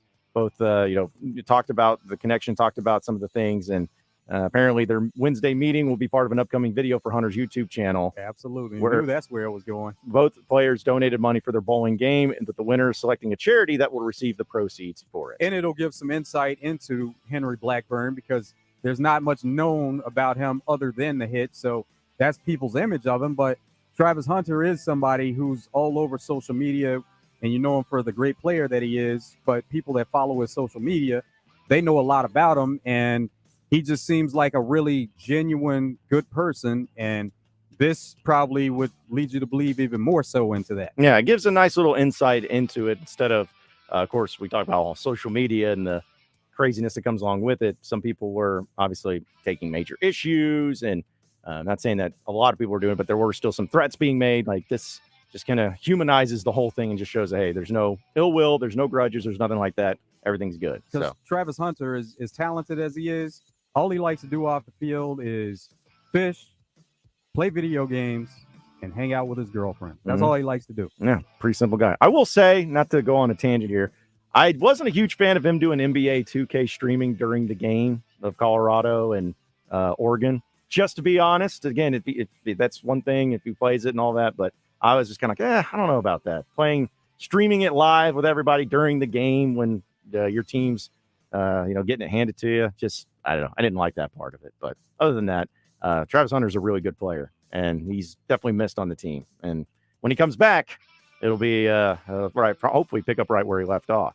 Also, in some other news too, this has to do. I think it's a funny story, but definitely one of the weirdest headlines I've seen, at least on the ESPN side of things. We know that there's some baseball teams that are coming through with their playoff clinching and trying to figure out where not only wild cards but division winners and everything. But this was one of the weirder stories that happened where a Philadelphia Phillies fan and his emotional support alligator, not his dog, his emotional support alligator Wally, were denied entry into the last night's game against the Pittsburgh Pirates.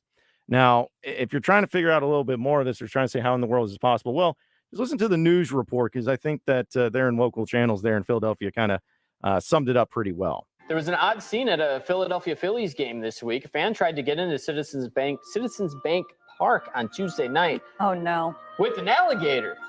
He said it was a service animal. He was even wearing a harness that read Wally on one side. Wally was denied entry. But it turns out he is actually a licensed emotional support alligator with a big following on Instagram and TikTok. His owner says the gator helps him battle depression, that he likes to give hugs. Most importantly, he says Wally has never bitten anybody. That is an important fact there, I suppose, right? When you're talking about an alligator. There's not even a muzzle or anything. No, he's being held like a baby. Yeah. Look at its little legs wrapped around the belly. That too. is very, very interesting. Just wanted to take in the ball game. Look at all these brave people also just holding. I'm not sure. Yeah. Would you? I don't think I could do it. I'm sure he's a lovely creature. It's just... There's some pretty big teeth in that mouth. Yeah, right by the neck, too. Yeah. You grab his tail by accident, something, Right. I don't know.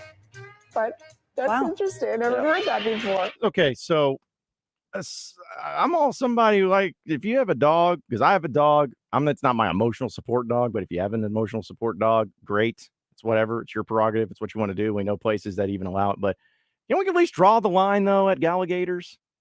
And you're trying to bring it into a baseball ballpark, can we at least draw the line there and say, you know what, this might be a little over the top, might be a little over the line? I don't know. I feel like the line was drawn because they denied entry. Yeah, but I guess it's more of, and who knows, maybe he did for attention. You want him to realize that it's probably not a good idea. Yes. Well, he's probably at the point where it's like they're either going to say yes and accept it, or they're going to say no. And for the places that say no, he's going to move on to the next place. I feel like, just because I know it's the social media age, I'm not saying this was his only reason, but considering that it does have a following on Instagram and all of that stuff, it's probably a simple phone call could have done. But hey, I know you guys do emotional support dogs. You allow those in. I have an emotional support alligator. Can you let me into the stadium? Most of the time when people answer the phone, they want to answer the phone and get off as quickly as possible. So it may have been a better idea to show up and do that face to face, because over the phone, they're just going to be like, are you kidding? You serious? What? They're going to disregard it more so on the phone than they would in person. No, they at least disregarded it to keep him from getting entry. But I was just thinking, if I'm a fan, and say if they allowed him to come in there, say I'm allowed the emotional support alligator to walk into the stadium. If I'm a fan and I'm sitting next to a few friends of mine, got my beer in one hand and some nachos, getting ready for the game. And there's a man that sits in front of me that has an alligator posted over his shoulder. I suddenly get a little uneasy and a little uncomfortable because I don't know that that's an emotional support alligator. It could do that, or it could have the opposite effect where everybody's drawn in and now they're asking a bunch of questions. They want to have conversations. So it could be a little bit of both of those, but more likely it would draw attention and it would have people talking more so to him than wanting to stay away from them. See, and if that's the case, I'm sure that would be like some people. Like maybe if I was further away from it, I'd be cool, or like saying, "Hey, what's going on over there?" where it's not around me. But then part of me is always like, well, what if it gets so much attention? What if that freaks out the alligator? What if he doesn't like a bunch of people around him and coming at him and asking questions? Hey, can we hold it and then stuff? And what if he snaps? I don't know. I do not know the nature of alligators and what could set him off. But it's just one of those deals where I'm like, I applaud him for. I still don't even know how that came about. That when you got an emotional support alligator, and no muzzle or anything, just hanging out. It's an alligator, but not a huge gator either. No, yeah, it's not like it's one that he's had since it was young. You can tell, and it's not huge, so it could change things if the alligator itself is going to get bigger. Yeah, well, still, it's just still have sharp teeth no matter what, but I'm out on that one. But either way, that's what's trending in the world of sports. We'll have some more headlines and keep it moving here on the Trash Talk Thursday. Next on Out of Bounds. Stay with us. Edwards Food Giant presents Razorback Baseball color analyst and Drop Time Sports co-host Rick Schaefer every Tuesday morning on Morning Mayhem. Rick will share his special take on Razorback sports with the guys each week. Edwards Food Giant, the meat people, the only stop you'll ever have to make for your family's groceries.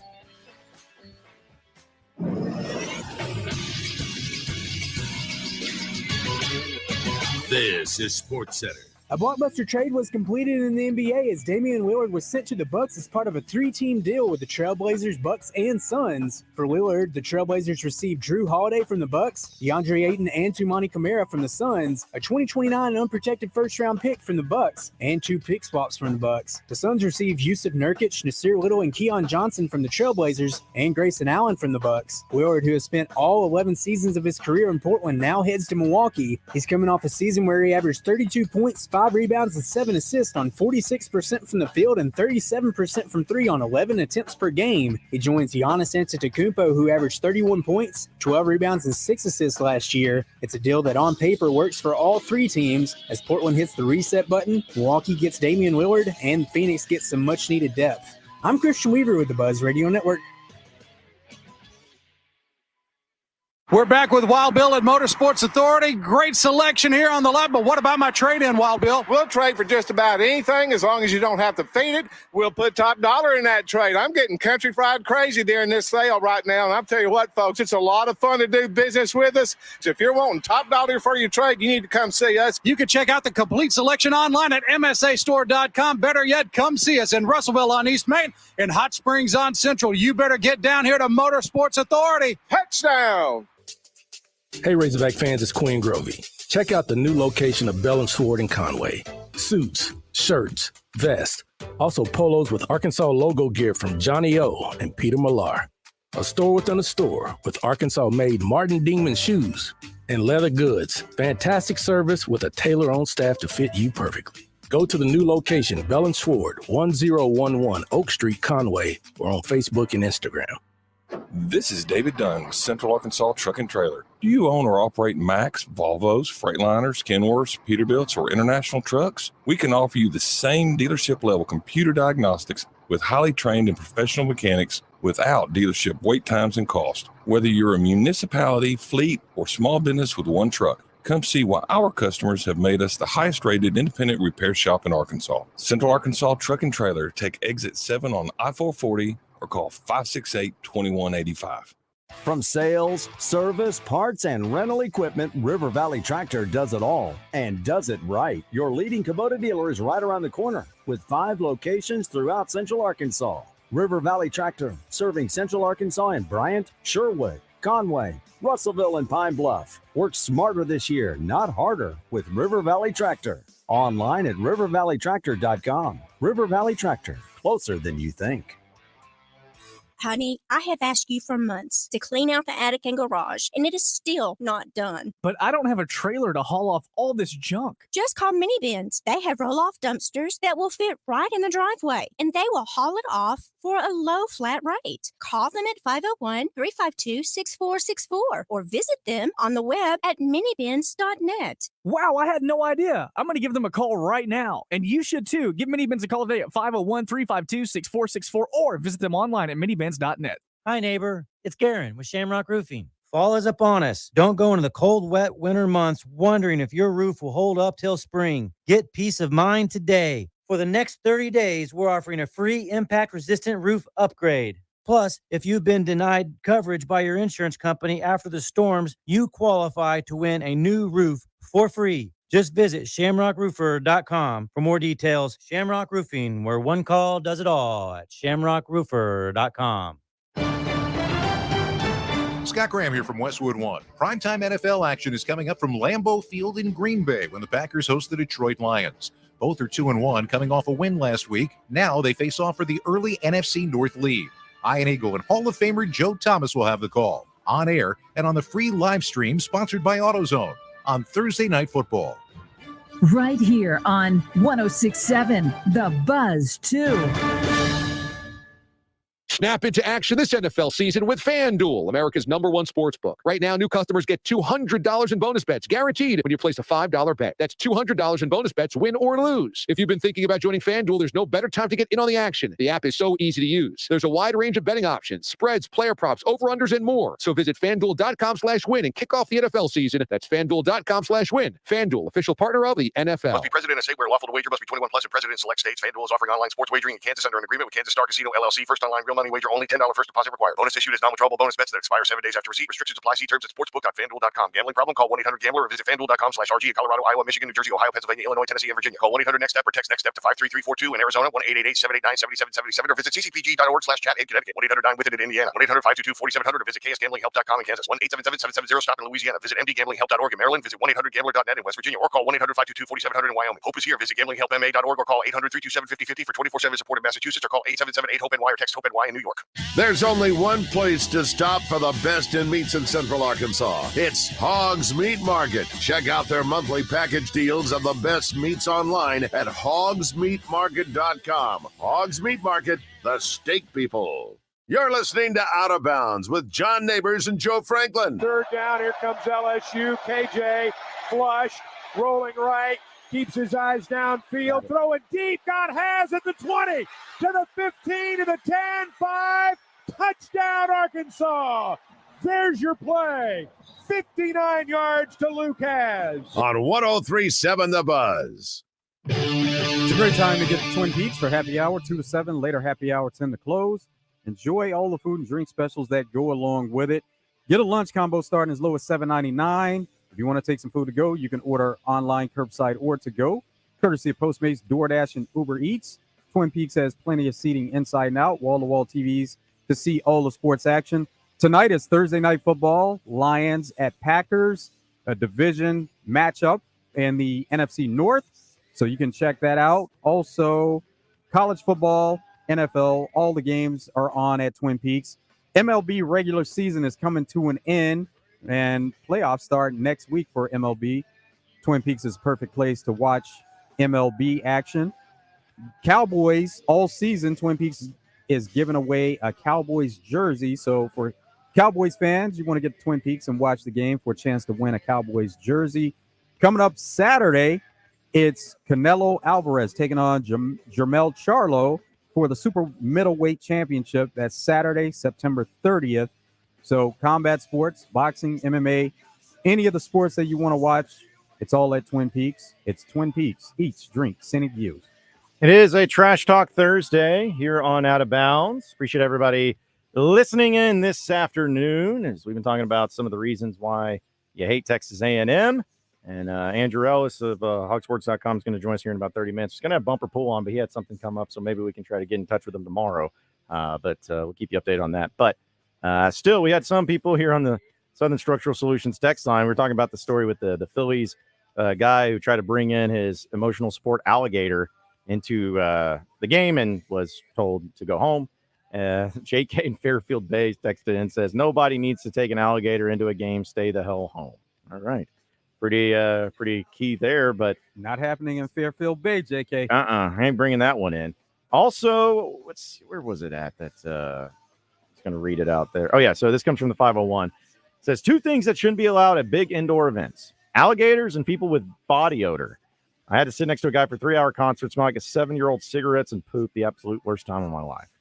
Sounds pretty awful. That'd be a good poll question. What would you rather do? Sit next to a guy with somebody, doesn't have to be a guy, just somebody with bad body odor, or sit next to a person who's holding an alligator? And decisions. Two things that you probably shouldn't expect to ever happen at a game. But now that would be interesting if they start giving people a sniff test saying, yeah, you can't come in here. Yeah. There would be a lot of people left out. Yep. In fact, it'd probably be a lawsuit waiting to happen, saying like this is I don't know what they'd probably come up with some word for it, but something that can be some sort of stereotype against people who smell bad, and that the lawsuits would just open up. That'd probably be the case, but I don't think we have to worry about that. Okay. Also, we have some people that are texting in, and also with some discrepancies about the whole thing with A&M. We talk about Arkansas A&M, and this one comes from 501. Says your boy Neil was close, but Arkansas State started as the first district agriculture and mechanical college, but became Arkansas State College in the 1930s. However, UA Monticello was Arkansas A&M until joining the UA systems back in the 1970s. Well, there was more than one Arkansas A&M. Yeah, because then another person says Arkansas A&M was at Monticello. It says UAM or Monticello, the Boll Weevils. It says my phone screwed me, not Arkansas State's is what the 870 said. So, I guess you could have multiple ones there, too, that all made this most sense. But also like what Doug F. in Little Rock says, he says Texas A&M, A&M stands for a-holes and morons. So, whoa, trash talking coming in hot there for old for old Doug. All right, that's what we do here today. Really appreciate that. Let's see. There was another couple of headlines that's going to bring up before we get to your Razor Hog update on the other side of the break. But so this whole thing. For those of you who, of course, are big baseball fans, again, clinching is going on and playoffs and all that fun stuff. Well, there's also a pretty cool moment last night where Ronald Acuna had his historic 40-70 season. Very historic, very cool, something that doesn't happen, obviously, too often. And it was a note. And when he had stolen his 70th base last night, the game was briefly paused because he's going to take the plate, take the base. It's part of the history and whatnot. And it was when the Braves were playing the Cubs. So it was a pretty cool moment, and something we see stoppages or pauses in games for historic events all the time.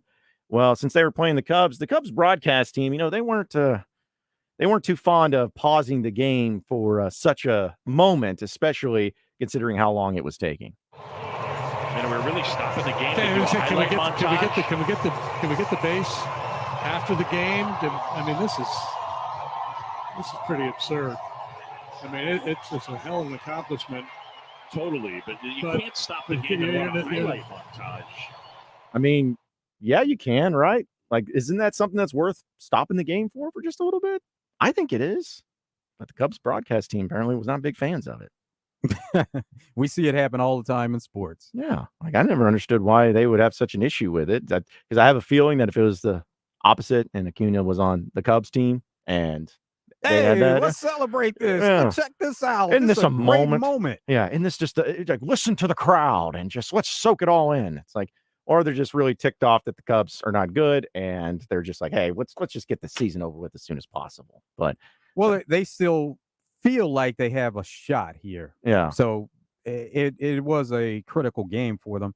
One of the critical games coming down the stretch. Mm. And it could be one that maybe that does cater to some frustration because they may come up short. Well, I hope they do based on the attitude of the broadcasters only. It's like, let the man have his moments instead of being all that craziness. So 501 says the Cubs are crybabies. So I wonder who he's a fan of. Are you a Cardinals fan, 501? I'd like to know, but that was just a funny call last night with the kid. It's just, we see those accomplishments happen, and it's always a cool moment, no matter what, but they weren't having it. They were not feeling like it was worthy of something to pause the game for whatever reason, heaven forbid, because I don't even think it lasted that long. I think it was only like, 5 minutes or so just to get the base out and take it out and then put the new one back in. So they don't want that base ruined. They want to go ahead and take it right then. Mm-hmm. Yeah, because there's going straight to the Baseball Hall of Fame. That's right. Because what was it? Was it which player was it this year that had their first hit, maybe as a Major League Baseball player, and the first baseman? I think it was one of the Cardinals maybe that hit it, and then the first baseman grabbed the ball after an out. Threw it into the stands. Threw it into the stands. Yeah. It's like, okay. That happens. That's lame. But yeah, that's the thing where it's like, it's a little bit different than having, the plate or the bags, like, your baseball and all that. But still, this was an accomplished moment that he needed to have happen and have a pause for. So just chill out, Cubs broadcasters. Just chill out. And also in some other news too, because I know it's been a pretty crazy day for news and everything. But Justin Jefferson is made it known that he is very tired of the talk about him being traded from the Minnesota Vikings. Because we know that they're 0-3 and they've been struggling, but he says at the end of the day, it's not going to be perfect every single time.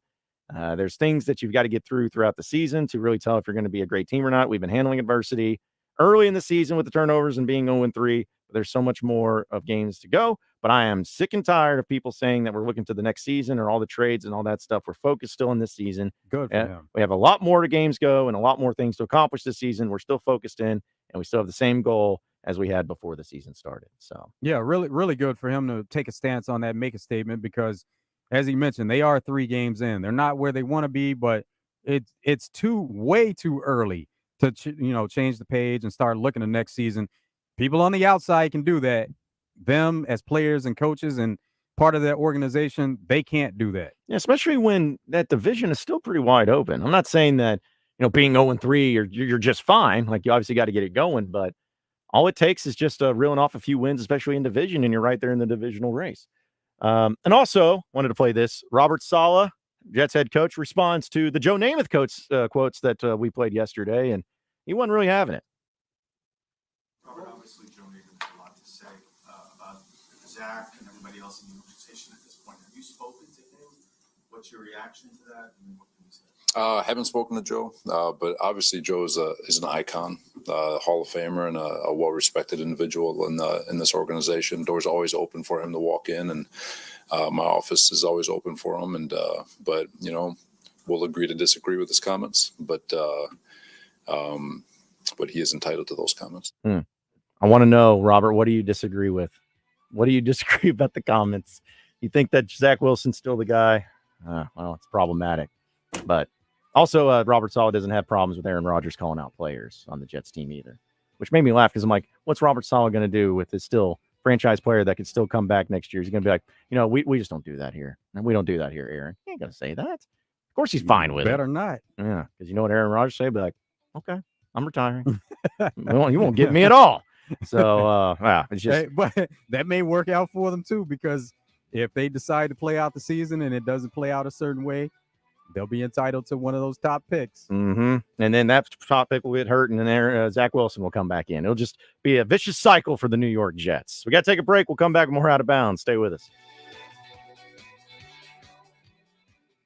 Hi, I'm Rick Pennington of Lions Drug. We have great news. Generic Cialis is now available at a huge savings. We have Tadalafil, the FDA-approved generic of Cialis, in a 20-milligram tablet at a savings of up to 80%. We have the 5-milligram daily tablets for less than $3 a pill. Lions Drug continues to be your go-to pharmacy for men's health. What are you waiting for? Call us today at 844-676-2247 or go to our website at lionsdrug.com. Gwatney Chevrolet in Jacksonville is going beyond the competition to change your current vehicle situation with Gwatney's exclusive loan and lease termination program. I need your current payment, your keys, and your signature. Call 501-982-2102 and say hasta la vista to your current ride and payment with the help of Gwatney's loan and lease termination program, regardless of your current financial situation.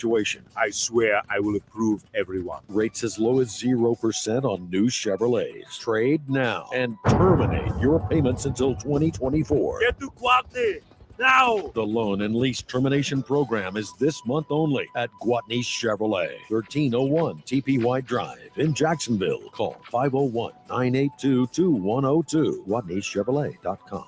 Chevrolet. Find new roads. All offers with approved credit. All voices are impersonators, but Gwatney's the real thing. Shop Gwatney Chevrolet once, and you'll be back. Make plans to attend the Arkansas Democrat-Gazette Health and Wellness Expo, sponsored by UAMS, on Saturday, September 30th at the State House Convention Center in Little Rock. This free health and living expo will feature free health screenings, the memo van, doctor panels, a political panel, Arkansas Travelers Bingo, and prize drawings. Don't miss this event, Saturday, September 30th in Little Rock. To find out more, check out today's Arkansas Democrat-Gazette or visit arkansashealthandwellnessexpo.com.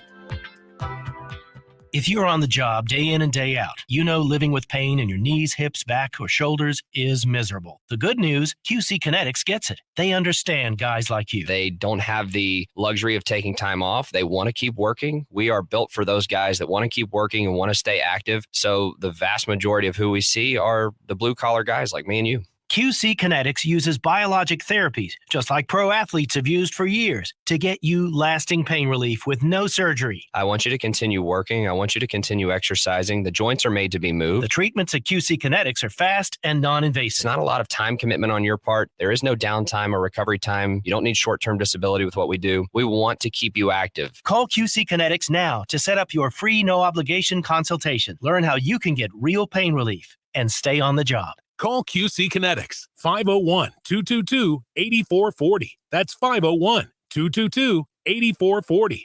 501-222-8440. Is there any more satisfying feeling than letting an elevator door close on somebody? I did it at the hotel earlier. I got such a warm rush through my body. It felt like the inside of my body hugged the outside of my body, you know?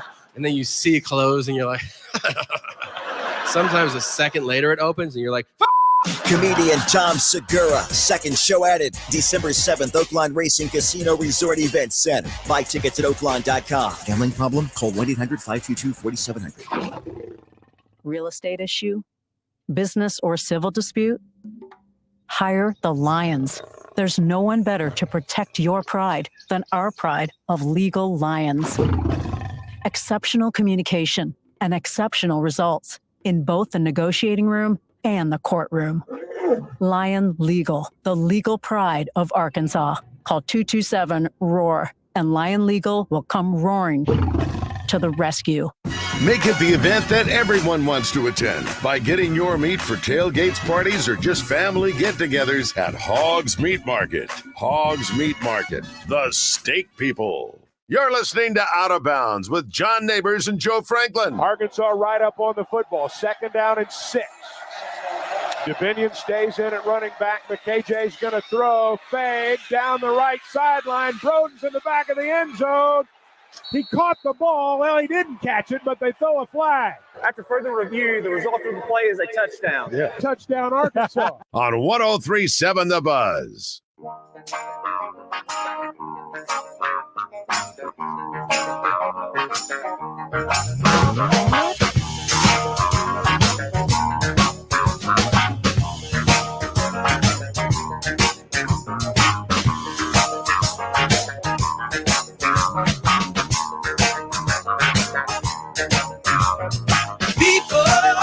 It's Out of Bounds here on a Trash Talk Thursday, but one thing that we will never talk trash about is Gwatney Chevrolet, because they have the best deals when it comes to purchasing your new vehicle. So what are you waiting on? September is almost over. It's September 28th. The month's about to end, so you better take advantage of the loan and lease termination program that is going on just for this month. So just a couple more days, and it's over with. Now, they'll have always some great deals, no matter time of year, but this is the one that you definitely need to take advantage of because it gets you out of the vehicle that you don't want. And for the month of September, everybody is approved, on top of also having no car payments for the rest of the year. Now, they have plenty of inventory over there at Gwatney Chevrolet. And on brand new Chevy Silverados, they have 0% with approved credit APR, on top of not having any car payments for the rest of the year. And on top of getting the loan and lease termination program, it's all through Gwatney Chevrolet. You're not going to find a better deal than that anywhere else, folks. So you just have a few days to do it. So take advantage of it, no matter what the vehicle is, whether it's a Silverado. You check out the Tahoes that they have inventory on. You got the Equinoxes, which also are 2.1% on brand new Equinoxes too. They got plenty of them, and they got an award-winning sales team and staff and service team that's always going to do everything that they possibly can to make your experience great with Gwatney Chevrolet. That's why they are Arkansas's #1 Chevy dealer. So you better check them out today if you want to take advantage of the loan and lease termination program. As the month of September is coming to a close, you can go over there very conveniently off the Gregory Street exit in Jacksonville at 1301 TP White Drive. You can also shop them online at GuatneyChevrolet.com. No matter what it is, make sure your vehicles are always going to be bought and serviced at Gwatney Chevrolet. It is a Trash Talk Thursday. We'll have your Razor Hog update in just a second. But first, let's get JK in Fairfield Bay, who's obviously not a big alligator guy at games. What's going on, JK? Hey, guys. John, don't you think that Aaron Rodgers, he could fly on a private jet just to get to the Jets facility and try to calm all what's going on with the Jets if he wants to be a mentor to Zach? And what do you think about that, man? I mean, that guy should be there, and I'll hang up and listen. All right, JK. Appreciate you calling in. I get what you're saying. I guess I look at it as, one, these are professional athletes that shouldn't have to have Aaron Rodgers be there in person in order to have, some sort of organization and some sort of everyone being on the same page, because they are professionals. And two, I want Aaron Rodgers to be wherever he needs to be as healthy and as quickly recovered as humanly possible. And if that's in California, I want him to stay there until he gets better, because they're going to need him. But it doesn't bother me. I mean, they text, they message, they probably FaceTime, they call in. There's probably Zoom calls and whatnot. But I don't think Aaron Rodgers needs to be there in person, flying across the country when he's going through his recovery process, just to say, hey, guys, cut it out. Like, that shouldn't be the case. He's still making jokes about his possible return for the playoffs and whatever run they can make from there. He's still making jokes about that right now. So that's for the time being. We'll see what happens with the next few games, how his tune changes, or maybe it ramps up even more. Well, Jeff in Monticello also says on our Southern Structural Solutions text line, he says, John, I wish I could listen to y'all show more. I was able to be off work today. I know this is probably old news to you, but last time I listened, I asked you how excited you were to have Aaron Rodgers on your team. And in typical Jets fashion, the dream season you were so ready for is probably done for the year. Sorry, bud. Seems like the Jets and the Hoggs have the same luck year after year. Stay optimistic and good things will happen to our sports teams eventually. But keep up the good work, guys, like all the Buzz shows every day. You have a great show. Thanks for letting us listen, Jeff in Monticello. Well, appreciate that, Jeff. And we appreciate you listening in. And, I mean, it is what it is. It's just the way it's got to be for the Jets or for the Razorbacks. It doesn't matter. I haven't had an enjoyable football season since 2010. I was flying high that year. Arkansas going to the Sugar Bowl, and then the Jets going to the AFC title game. I was living right.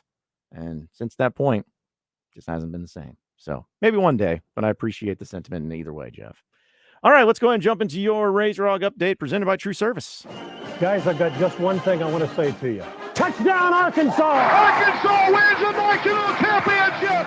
The Arkansas Razorbacks have completed the dream season! Hogs by 90! This is your Razor Hog update on Out of Bounds, presented by True Service Community Federal Credit Union, where they offer new mortgage loans, refinancing, auto loans, and small business loans. Online at trueservice.net. All right, so for your Razor Hog update, Sam Pittman was on the SEC teleconference yesterday and had this to say about playing Texas A&M. Well, we have another tough opponent this week, and Texas A&M. Have a lot of respect for them, their coaching staff, their players. Very big team, very fast, very skilled team. We've only won one time in the last 11 tries. So it'll be big for us to go down there and play well. It's a rival for us, and we're looking forward to it.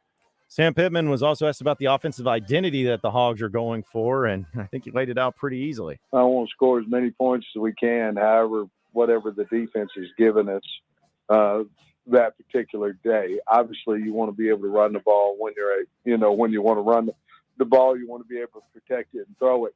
But I thought maybe Saturday night, with some of the things that we did, we were able to run the football. We were able to throw it. Our protection has to get better. I think our O-line gave up a couple of those 4 sacks. The rest of it has to be with somebody else. But in protecting the quarterback, you have to have a whole lot of people, the entire offense, protecting that quarterback, whether it be getting open on a route faster, whether it be the back, the tight end, the offensive line, the quarterback throwing it. So we're getting closer. Yes, we should. We should be getting better each week. And we always, any team that I'm the head coach of or was the O-line coach, we want to establish a physical mentality where we can run the football. But you can have physicality protecting as well. But our biggest concern right now is we're killing ourselves in penalties. And we have to get rid of that. I know it's a broken record because we've done that for 3 of the 4 weeks, and we've got to get rid of that. We've got to quit hurting ourselves. So is Rocket Sanders going to play this weekend? Sounds pretty promising. Well, I'm as confident as I've been since the Western Carolina game. I would be lying to you if I told you that I'm sure he's going to play. I feel better about his opportunity to play, but we still have to see how he recovered from yesterday's limited reps that he participated in, and go from there. But this week I thought he was further ahead than on Monday than what I thought he would be. It didn't swell up too bad on him yesterday.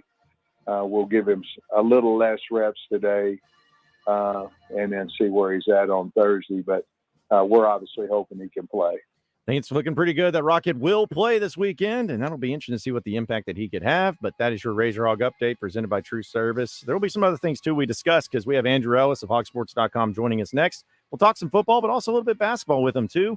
You won't want to miss it, so you stay tuned on here on Out of Bounds on Trash Talk Thursday because the third hour is coming up next.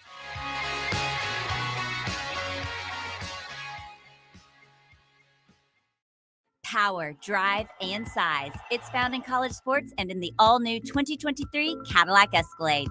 I'm Rachel Parker Harding for Parker Cadillac and the most powerful full-size SUV in the industry, the 2023 Cadillac Escalade. With a 6.2-liter supercharged V8 engine and available Super Cruise technology.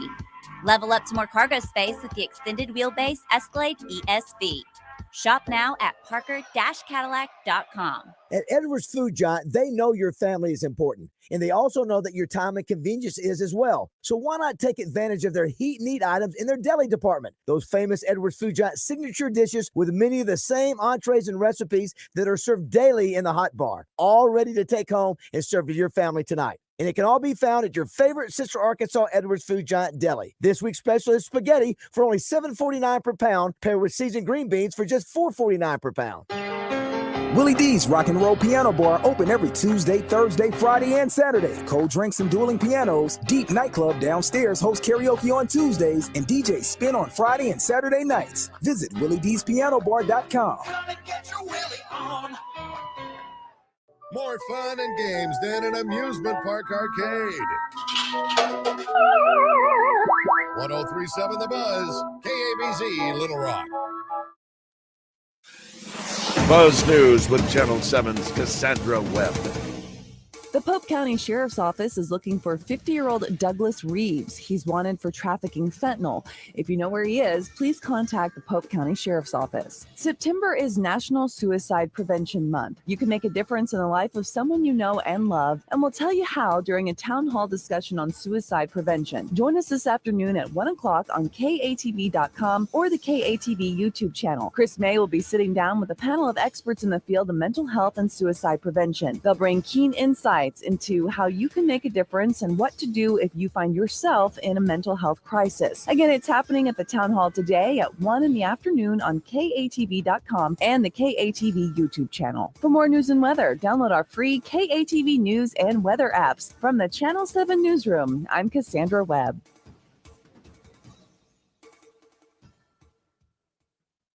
Hey, it's Houston Nutt. I'll be on Morning Mayhem every Wednesday this football season.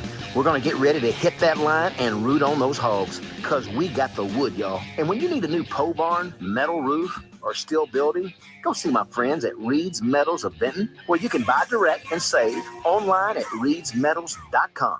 Weather from the Fletcher Weather Center with Channel 7's Melinda Mayo. Still very warm, late September temperatures, 95 this afternoon, mostly sunny, and tonight slowed down to 68, 94 Friday and Saturday, and then low 90s next week. Still very little rain expected. From the Channel 7 Weather Center, I'm meteorologist Melinda Mayo. Today's special at the Riverfront Steakhouse in the Wyndham Hotel. Dinner for two for $60. Split a 10-ounce filet, fried shrimp, and our famous salad bar.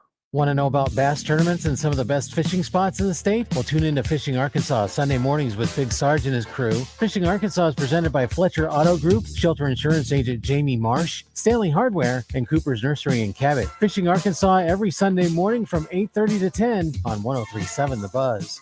This is the Pigskin Preacher bringing you the word. PGA Commissioner Jay Monahan recently returned to work after a medical leave caused by, quote, anxiety over the Saudi deal. Yeah, I imagine so. After 2 years of demonizing, vilifying, and attacking the LIV Tour and parading 9/11 families out to bolster his position, Monahan caved, signing the deal with his supposed enemy. The hypocrisy is off the charts. Monahan brings to mind the old George Bernard Shaw quote, "We've established what you are, madam. We're now merely haggling over the price." At Doublebee's, you'll never have to haggle over the price because you'll always get a good value for your dollar. We have great specials every month on the things you need. Doublebee's, it's where you gas it, grab it, and go. That's Doublebee's. The Grove Hunting Club, just a short hour away from Little Rock in Jefferson County. 12,000 acres of waterfowl hunting, a main and secondary lodge, along with 4 private cabins. Call 870-692-3221 or email grovehuntingclub@gmail.com. In a world of inflated car payments and sky-high interest, Guadney Buick GMC next to Sam's in North Little Rock is taking their inventory to the nines. Call 501-945-4444. Get Sierra 1500 with the 5.3 V8 engine at just 0.9%. Plus, Guadney will double down with an additional $3,250 off when trading in a 2009 or newer vehicle. Guadney Buick GMC hasn't left out SUVs. Get 2023 GMC Terrain at just 1.9%. Or 2024 Buick Encore GX at just 2.9%. And if you haven't noticed, the holidays are coming. So why not get all the way to 2024 with no payments for the rest of the year? Guadney Buick GMC, 5700 Landers Road in North Little Rock. Call 501-945-4444. Guadney Buick GMC.com. GMC, we are professional grade. All offers with approved credit. Guadney for Buick, Guadney for GMC, Guadney for life. Greatness doesn't happen overnight. It takes time, focus, and dedication.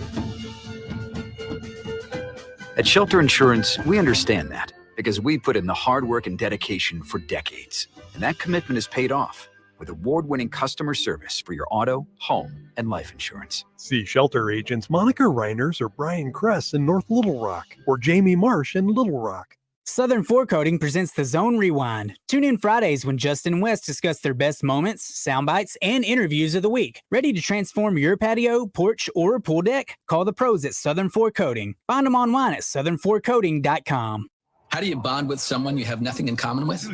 Answer, fantasy football. How do you reconnect with old friends? Answer, fantasy football. How do you spice up small talk? How do you overcome awkward situations? How do you prove to your peers that you're a smart, capable, devastatingly good-looking force to be reckoned with, and nothing they can do or say will ever change that? Answer, ESPN Fantasy Football. Play the #1 fantasy game. Sign up at espn.com/fantasyfootball. Insights provided by IBM Watson. At the Home Depot, Saturdays are about 2 things. The one-of-a-kind wood-fired flavor of a Traeger Ironwood XL grill. And football.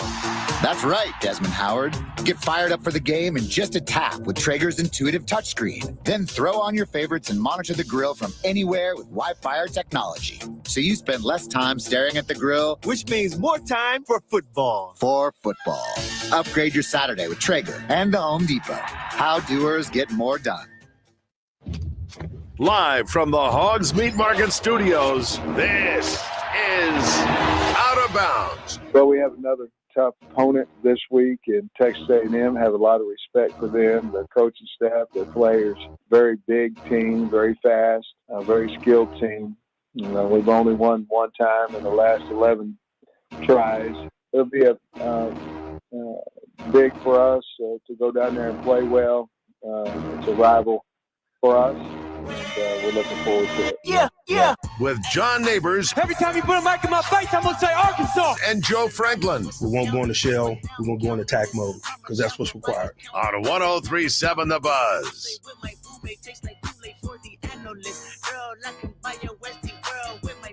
I know that it's good when you sit it on my taste buds. I get way too bendy once you let me do the extras. Pull up on your block and break it down, we playing Tetris. AM to the BM, BM to the AM phone. Eat up your per diem, you just gotta hate them phone. If I quit your BM, I still rock Mercedes phone. If I quit this season, I still be the greatest phone. My left stroke just went viral. Right stroke put a baby in a spiral. Soprano C, we like to keep it on the high note. It's levels to it, you and I know. Tell them be humble. Sit down. Be humble. Sit down. Be humble. Sit down. Be humble. Sit down. Be humble. Sit down. Be humble. Sit down. Be humble. Sit down. Be humble. Sit down. Who that thinking that he frontin' on me? 2 hours down, 1 hour to go. Appreciate everybody listening in on this beautiful day here in the great state of Arkansas. John Nabors, Joe Franklin, broadcasting live from the Hoggs Meat Market Studios with you today. And thank you as always for making us a part of your afternoon this afternoon. It is a fun-filled show here on a Trash Talk Thursday. And I want to remind everybody that we're going to be heading down to Arlington tonight, actually. And or at least a few of us will be handing down there tonight. But it's going to be a great trip, and going to be broadcasting live from Boomer Jacks there in Arlington, right next to Dallas Cowboys Stadium. Tomorrow for Morning Mayhem, as well as Out of Bounds and Drive Time Sports. So really looking forward to that. And I'm like to give them a hard time, but tonight I'm taking the Buzzmobile, and it's me and Randy Rainwater making a little road trip together. This is going to be the first time I've ever spent time, at least an extended amount of time with old Randy. So I'm trying to decide, like, do I go with the conversational piece? Do I have a playlist for me and him, to rock out to when we're on our way down there? Let Randy get some rest. Yeah. Let him sleep. Yeah. If that's what he wants to do. Yeah. Well, he got plenty of room in the Buzzmobile if he wants to do that. So it'll be a dealer's choice for him, but it should be pretty fascinating to hang out with Randy and driving down there, because it will be a late night. We'll probably get there, assuming we leave on time, and we'll probably get down there around midnight, probably close to it. So it's going to be a fun trip, and we look forward to going down there. But let's see. We have a few things in Razorback land that's been going on, especially on the football side of things, as we had a chance to hear from Sam Pittman in the SEC teleconference, but we know this is an important game for all the reasons, and we're going to talk about that and a lot more as we go to the phone lines and welcome in Andrew Ellis of HogSports.com, friend of the show, who joins us once again. And Andrew, as always, appreciate you joining us, man. How you doing this afternoon? I'm doing wonderful, John. How are you guys? Well, we're doing good, man, as we're getting closer to Arkansas and Texas A&M, and I don't have to tell you, because I'm sure you've written about it and talked about it, as far as the importance of this game. And when you look at it from the Arkansas perspective, like, at what level is this important? Because, listen, this was a 4-game stretch that was tough. They barely lost to LSU. I don't think anyone was expecting to lose that game. But when it comes to this game compared to the next two on the road against Ole Miss and on the road against Alabama, what's the level of importance for this game to go Arkansas's way, and especially go Sam Pittman's way? Well, I think you just stole my most important talking point there, which is those two games after it are kind of what makes this game as important as it is. Obviously, anytime you're playing a divisional rival, in a game with a trophy, a team that's kind of similar to you in level, it's going to be a big game. But this one, it just feels bigger, because if Arkansas doesn't win this one, that pressure really mounts going into Oxford and then going into Tuscaloosa, which are both going to be tough matchups there. So I feel like even being a 6.5-point underdog or wherever it's going to end up being on the spread, this is kind of the best opportunity Arkansas has to get a big momentum shifting win in this stretch. And so we'll see how it plays out, but I don't know if it's like must win territory, but I could see in hindsight, if we look back and we're like, man, that might have been the turning point of the season for sure.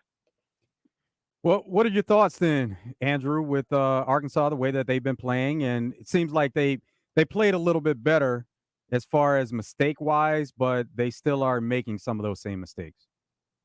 Yeah, I think the best way to describe it is Arkansas was really close to doing something really cool on Saturday.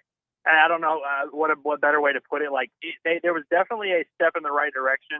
It looked like an improved version. And one thing that was clear to me was that this team is definitely not letting go of the rope. You know, this is not a Razorback team that is checked out. This is not one that is like quit on its coach. None of that stuff is going on here. I think that while that's not like a thing you want to hang your hat on, I think it's an important thing to look for when you have a team that's facing some adversity and pressure is kind of starting to mount to see what the team's fight level is like. And I think the team is still fighting hard for their head coach, and I don't expect that to change anytime soon. And so as long as they're doing that, if they can clean up some of these things that they've been doing piece by piece, they should be in good shape. And I think that you kind of saw just a peek at what the ceiling looks like whenever you saw this Arkansas offense against LSU, just kind of at times doing whatever they wanted to. Seemed like they really found something with Luke Has that people have been kind of calling for. You know, we'll see if this Arkansas offense can kind of put all the pieces together, because we've seen a little bit of everything, good and bad. We've seen them capable of what they're doing on their best days. We kind of need to see them put it together and be consistent. And we'll see if they can do it this weekend. It's not going to be an easy matchup against A&M, which is what's a little bit tough, but it's one of those games where you don't have to win it, but in the situation Arkansas is in, there's just a lot of pressure here. Speaking of Luke Has, you know, we saw what he was capable of and him being a highly recruited kid coming out of high school.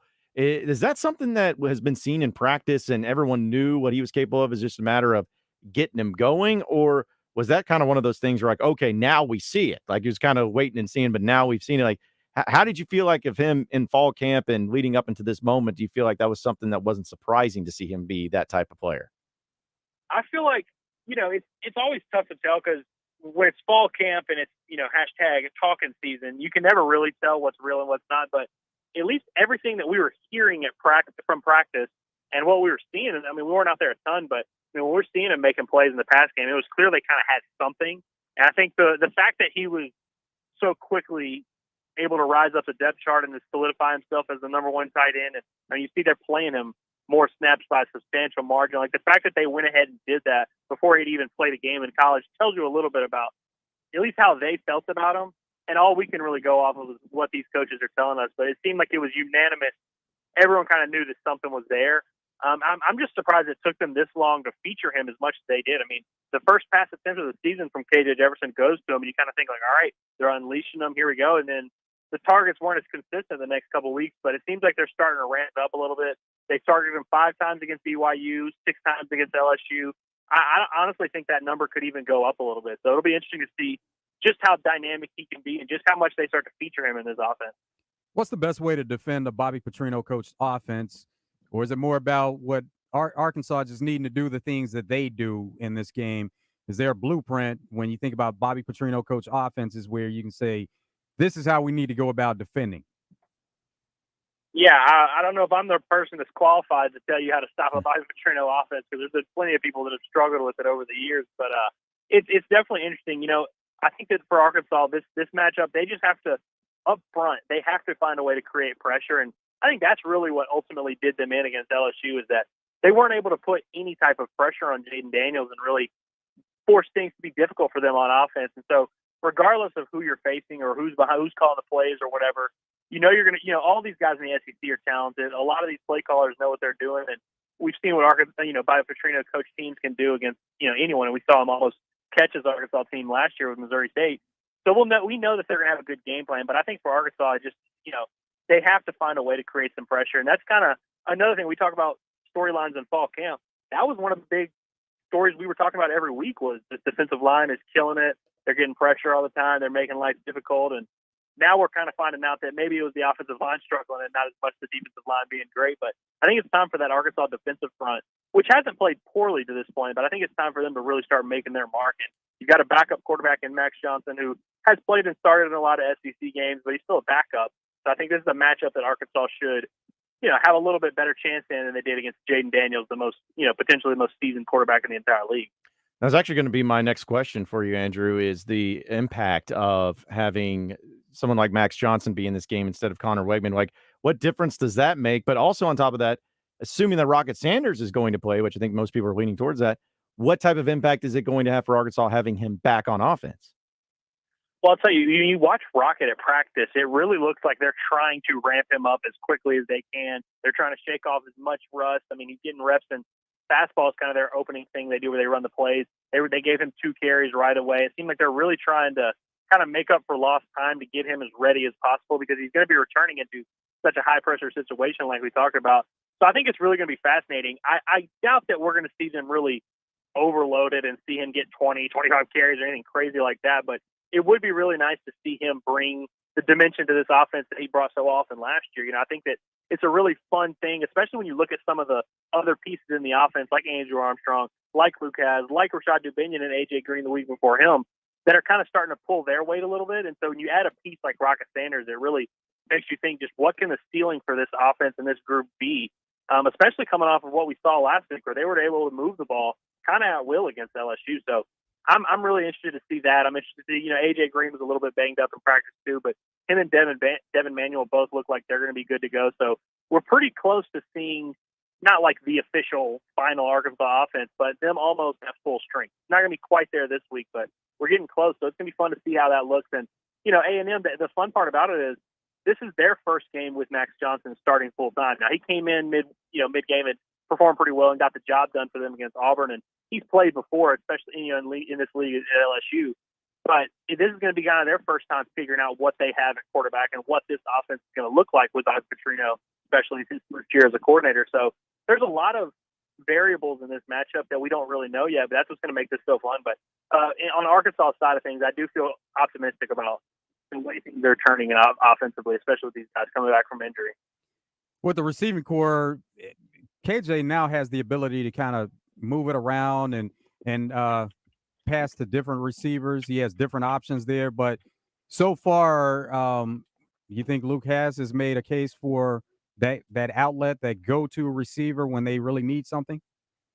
Well, I'll tell you, if it's not Luke Has, it's got to be Andrew Armstrong. I mean, he's been about as consistent as, he's been the most consistent offensive weapon they have, period, and that includes KJ Jefferson.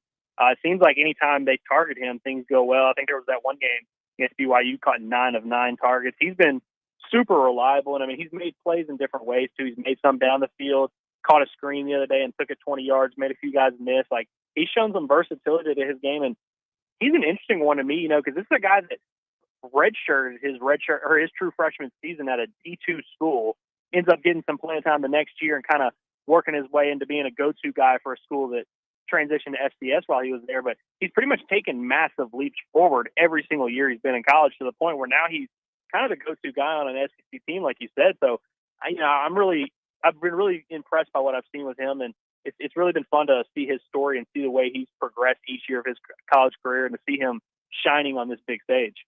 So with Andrew Ellis of hogsports.com here on Out of Bounds, talking a little Arkansas and Texas A&M this weekend. So I'm just going to kind of put it to you like this. We talked about the pressure that's on Arkansas, but who do you feel like needs this game more so? Is it Jimbo Fisher or is it Sam Pittman? Because I think both of them are in a position where this win can set them apart from being, a good team or even to a great team, or being a team that may struggle to make a bowl game. So between the two, who do you think needs this game most? Well, I think big picture, Jimbo probably needs this season to work out more than Sam Pittman does. I think Sam Pittman could kind of afford to have another 6-6, 7-5 type of season. I don't know if he could survive 5-7. We'll kind of see. But Jimbo has kind of used up his 5-7 season. You only get really one of them, I think, if you're the head coach at A&M making the money he is. So if things were to go south in this season, I can't imagine things would be going too well for Jimbo Fisher. But I think in this particular game, for the reasons I said earlier, I think the more pressure's on Arkansas here.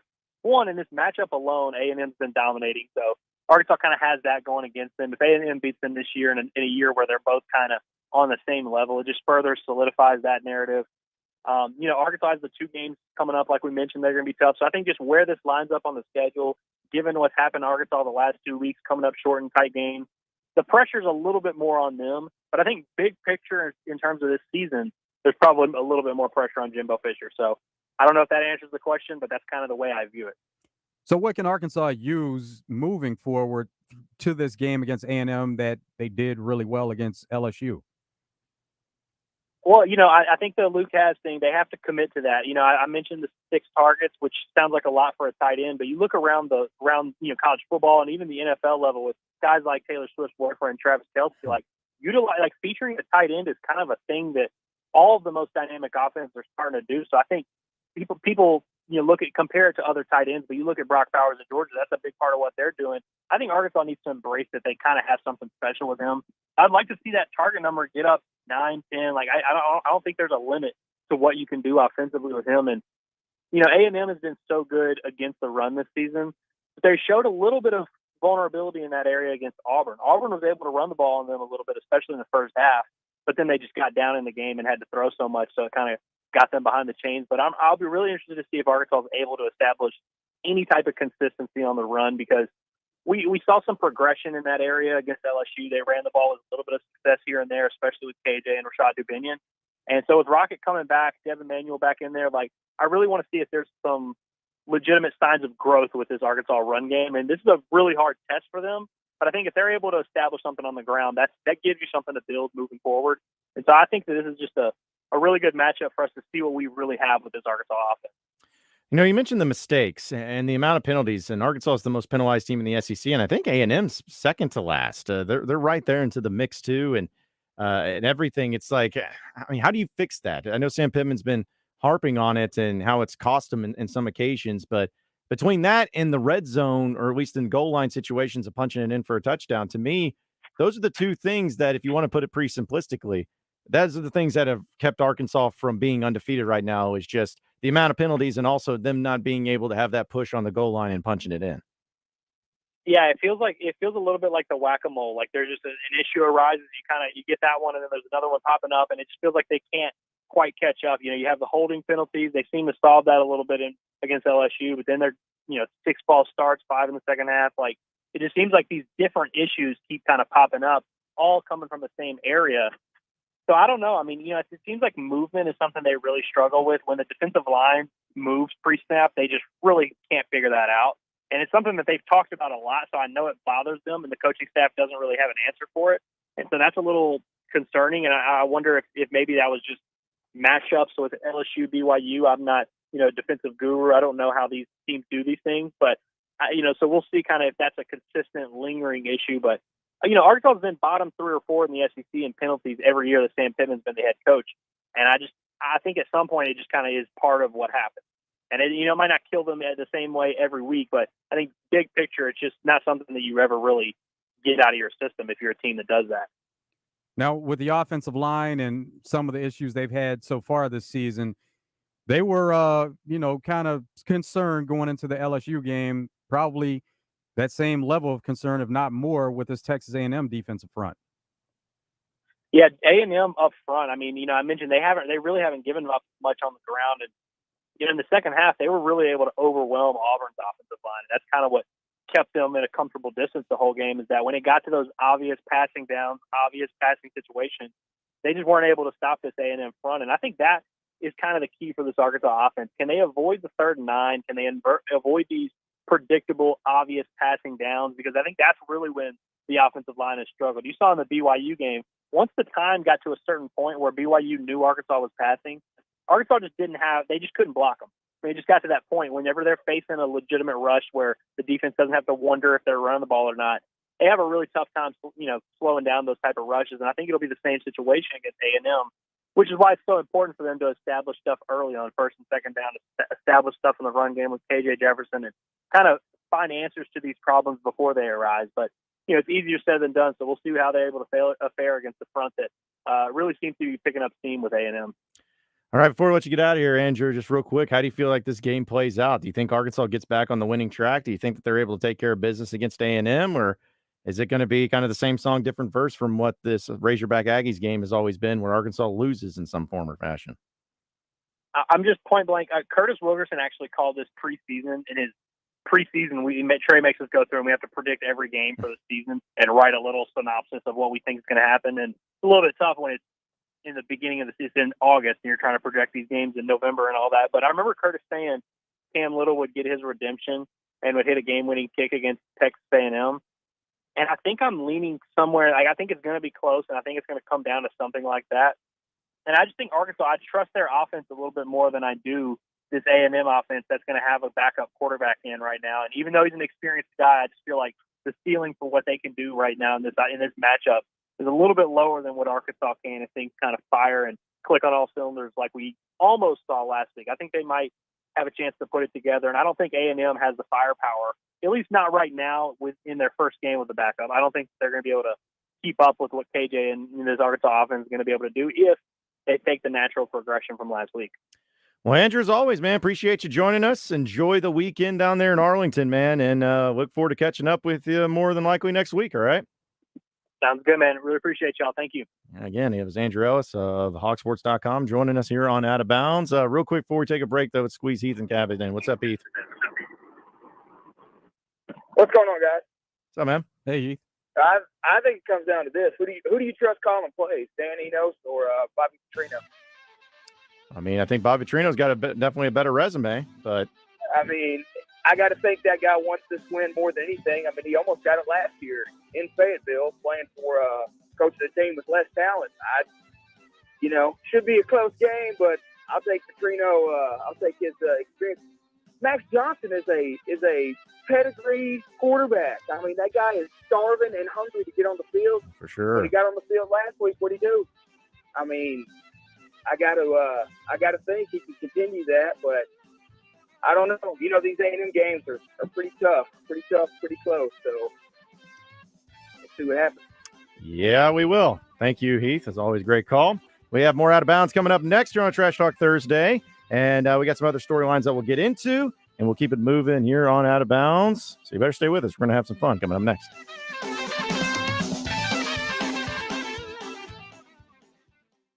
Listen for birthday trivia in the zone, brought to you by Elia's Mexican Grill. Headed to the hill, take exit 108 from either direction for award-winning Mexican food made fresh every day. Elia's in Morrilton.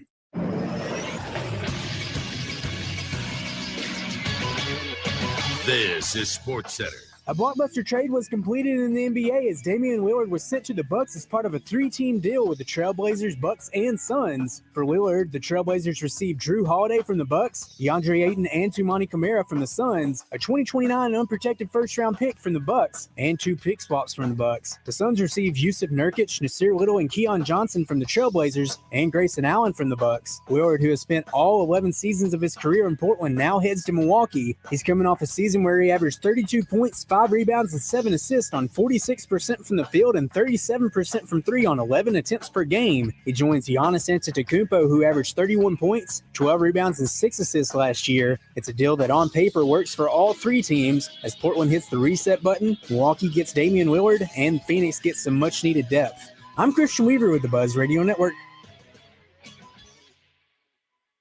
Watney Chevrolet in Jacksonville is going beyond the competition to change your current vehicle situation with Watney's exclusive loan and lease termination program. I need your current payment, your keys, and your signature. Call 501-982-2102 and say hasta la vista to your current ride and payment with the help of Watney's loan and lease termination program, regardless of your current financial situation. I swear I will approve everyone. Rates as low as 0% on new Chevrolets. Trade now and terminate your payments until 2024. Get to Guatney now! The loan and lease termination program is this month only at Guatney Chevrolet, 1301 TP White Drive in Jacksonville. Call 501-982-2102. GuatneyChevrolet.com. Chevrolet. Find new roads. All offers with approved credit. All voices are impersonators, but Guatney's the real thing. Shop Guatney Chevrolet once and you'll be back. I know the last 3 years, people have got accustomed to paying sticker price for a brand new vehicle. Well, it's not that way anymore at Red River Ram. If you're looking for a new Ram truck, we've got heavy-duty four-wheel drive trucks starting at $49,500 or up to $12,000 off sticker price for a Cummins diesel. And we've got $11,000 off Ram 1500 Bighorn four-wheel drive trucks. If you want the best selection and the best buying experience, make that beautiful drive right here to Heber Springs. Now during Ram Power Days. Ladies and gentlemen, the rumors are true. Your favorite sports bar is coming to North Little Rock. Brewski's is proud to announce a second location is coming to the Lakewood Shopping Center, and it won't be too long where you can get the same great pub grub, happy hour specials, and late night fun when it comes to North Little Rock. Voted the #1 sports bar in Little Rock for the last 4 years to catch all the games all year long. Get ready, North Little Rock. Brewski's North is coming soon. Brewski's, your home for lunch, happy hour, and late night. Pickup truck, sports car, motorcycle, minivan, townhouse, 2-story, farmhouse, fixer-upper. What you drive and where you live is different for everyone, so it's important to have insurance that fits your needs and is just right for you. At Shelter Insurance, we understand that, which is why our agents help you design a comprehensive auto, home, and life insurance plan. Insurance that fits just right. See Shelter Agent Christy Pettit in Malmö, Matt Cooper in Russellville, or Madison Buse in England. Hi, neighbor. It's Garen with Shamrock Roofing. Have you been denied a new roof by your insurance company after storm damage? You won't be denied at Shamrock Roofing. Give us a call or visit us at shamrockroofer.com. Right now, we're offering a free impact-resistant roof upgrade. Plus, if you've been denied coverage by your insurance company after the storms, you automatically qualify to win a new roof for free. Just visit shamrockroofer.com for details. Shamrock Roofing, where one call does it all at shamrockroofer.com. Get only the best customer service and the best selection of meats at Hoggs Meat Market, where they have sliced boar head deli meats and cheeses. Hoggs Meat Market, the steak people. You're listening to Out of Bounds with John Nabors and Joe Franklin. I'm going to stick my dick in the mashed potatoes. Go Hogs. On 103.7 The Buzz.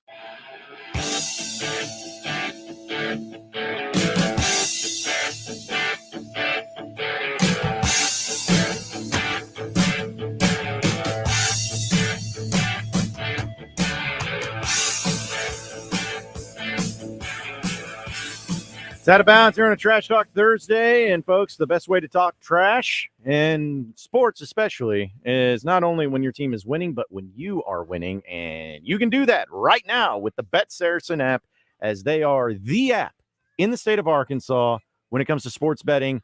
There's no one that even comes close. There's no even reason in having any other app, because it is all for naught. Bet Saracen is the only app that you need, and there's a reason why, that they are the 14th most used sports betting app in the entire country. Not just here in the state, in the country. It's with Bet Saracen. And with the great deals and specials that they always have going on, you're the one that's going to be missing out if you don't have the app downloaded. So, for instance, this weekend, we know that Arkansas is going to be taking on Texas A&M. And with that, they have a few of the specials going on with the spread and, of course, the over-under. So how about this? If you're feeling that Arkansas is going to not only cover in this game, but also go over 53.5 points, plus 275 is what the Hoggs boost is. Which, by the way, the line was started at 6.5.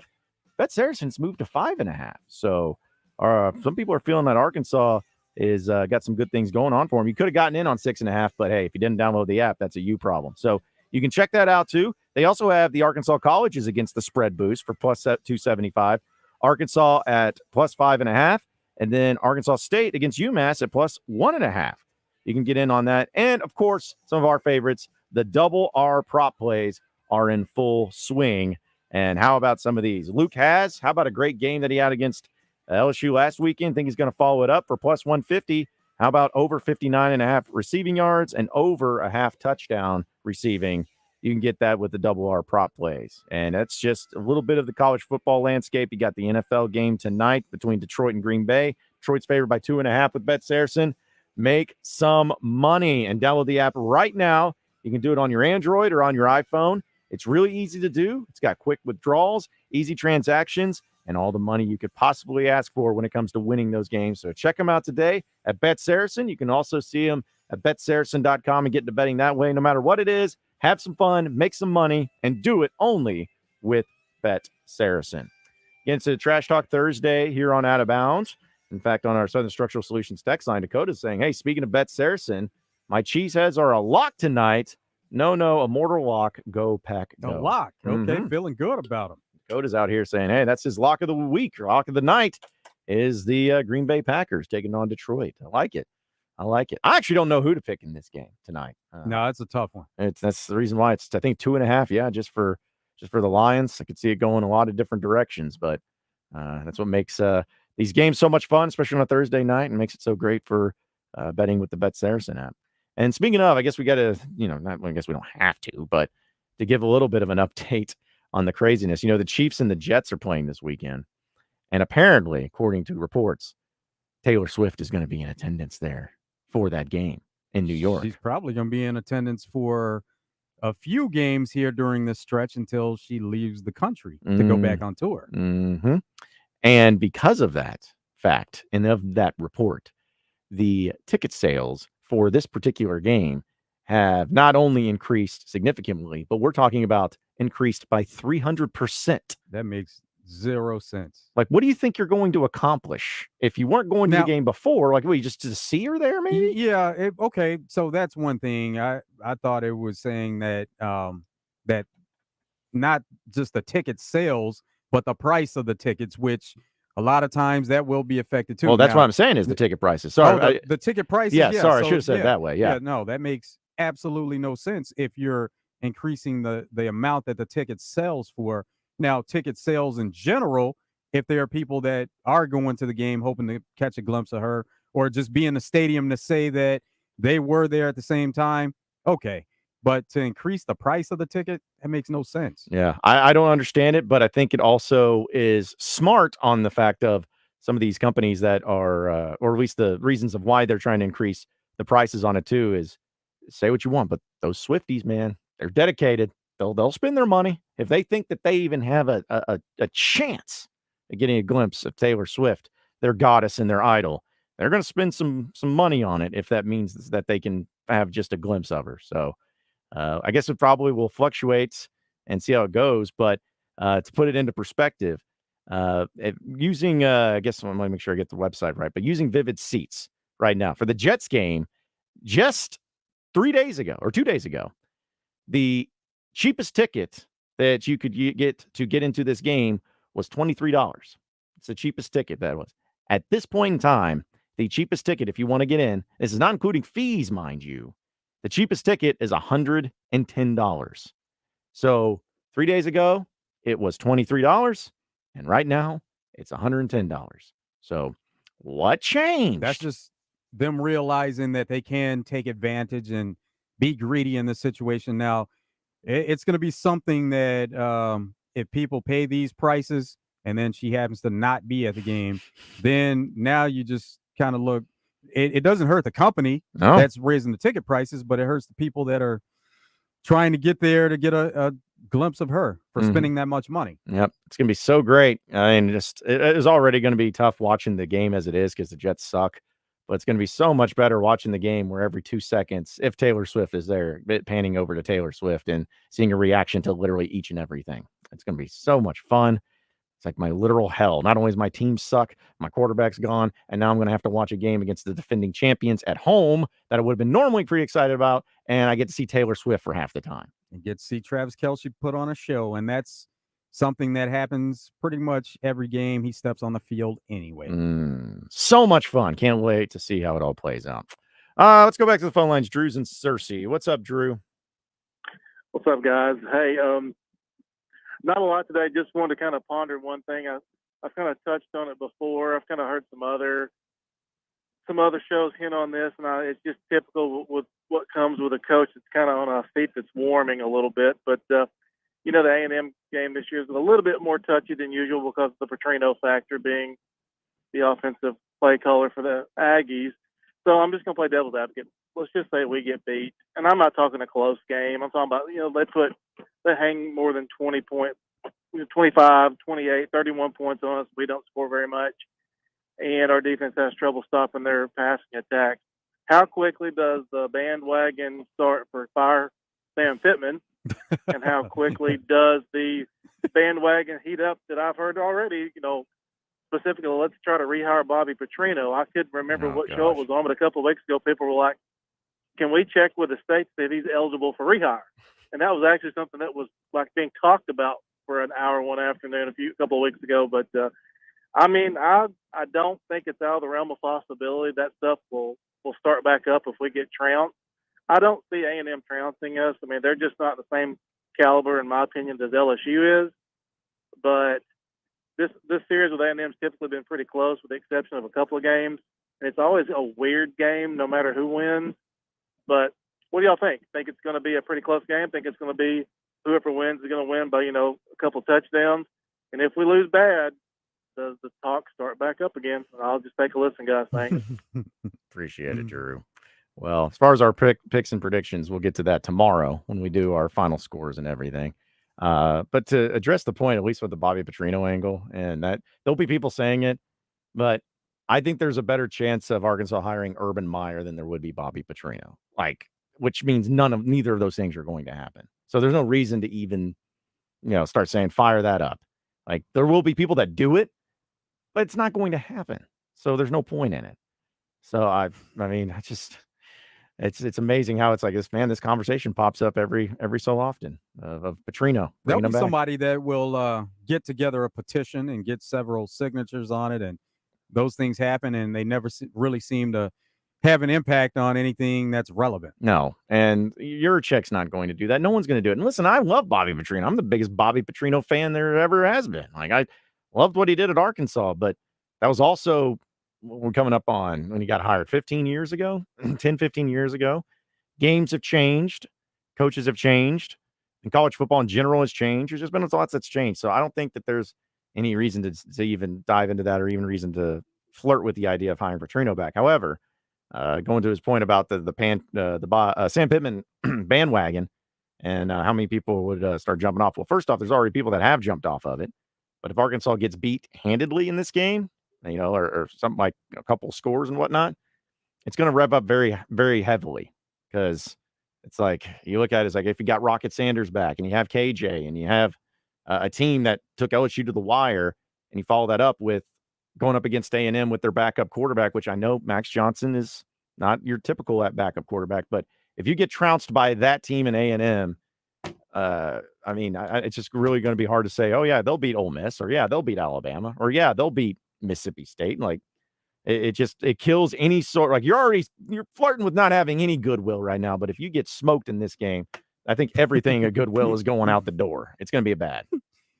Each game is different, though. We've seen teams that have played bad games and come back and play the next game as a good game. So it would be more about how people on the outside feel. And we know that right now they're not really feeling good anyway. So it would only increase the feelings of how some are already feeling as far as the season has gone. Yeah. I will say this, I'm not going to give away the score prediction or anything, but I will say I would be shocked if either team won by more than a touchdown in this game. I know it's not going out on a limb, because that's how this game's happened pretty much each and every year.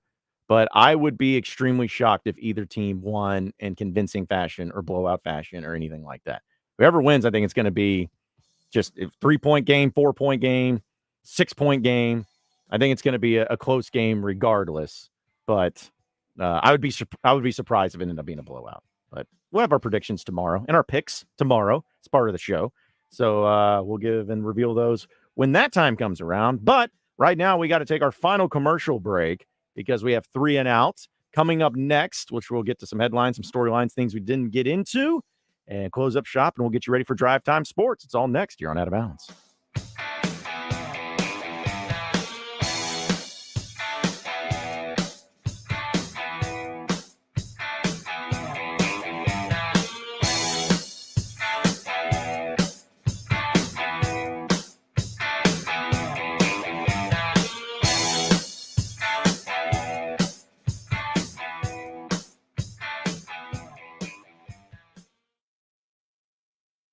Hi, folks. It's Chris Zender here at Frank Fletcher Dodge Chrysler Jeep Ram in Sherwood. I know vehicles have gotten expensive, so I'm going to try to help everyone out. We've got the biggest discounts of the year this week on most of our popular models. Save up to $10,000 off new Ram 1500 Laramie, Bighorn, and Rebel pickups, and up to $8,000 off all new 2500 Ram trucks. We've got Frank Fletcher's lowest price on every new Ram on the lot. You also save up to $7,500 the popular Jeep Grand Cherokee 2 and 3 row, and up to $7,000 off all new Dodge Durangos and over 10% off on all new Jeep Gladiators and Compasses. Folks, we're ready to make you a deal on any new vehicle on the lot. Just tell us what you're looking for and how much you want to pay. At Fletcher Dodge, you'll always get the best price, the lowest finance rate, and more for your trade. And we promise you a hassle-free buying experience. So come see us and give us a chance to earn your business. Shop Fletcher Dodge in Sherwood before you buy anywhere else. Come see us in person at Fletcher Dodge on Warden Road in Sherwood or shop online at FletcherDeals.com. Our care clinics are your hometown source for primary medical care.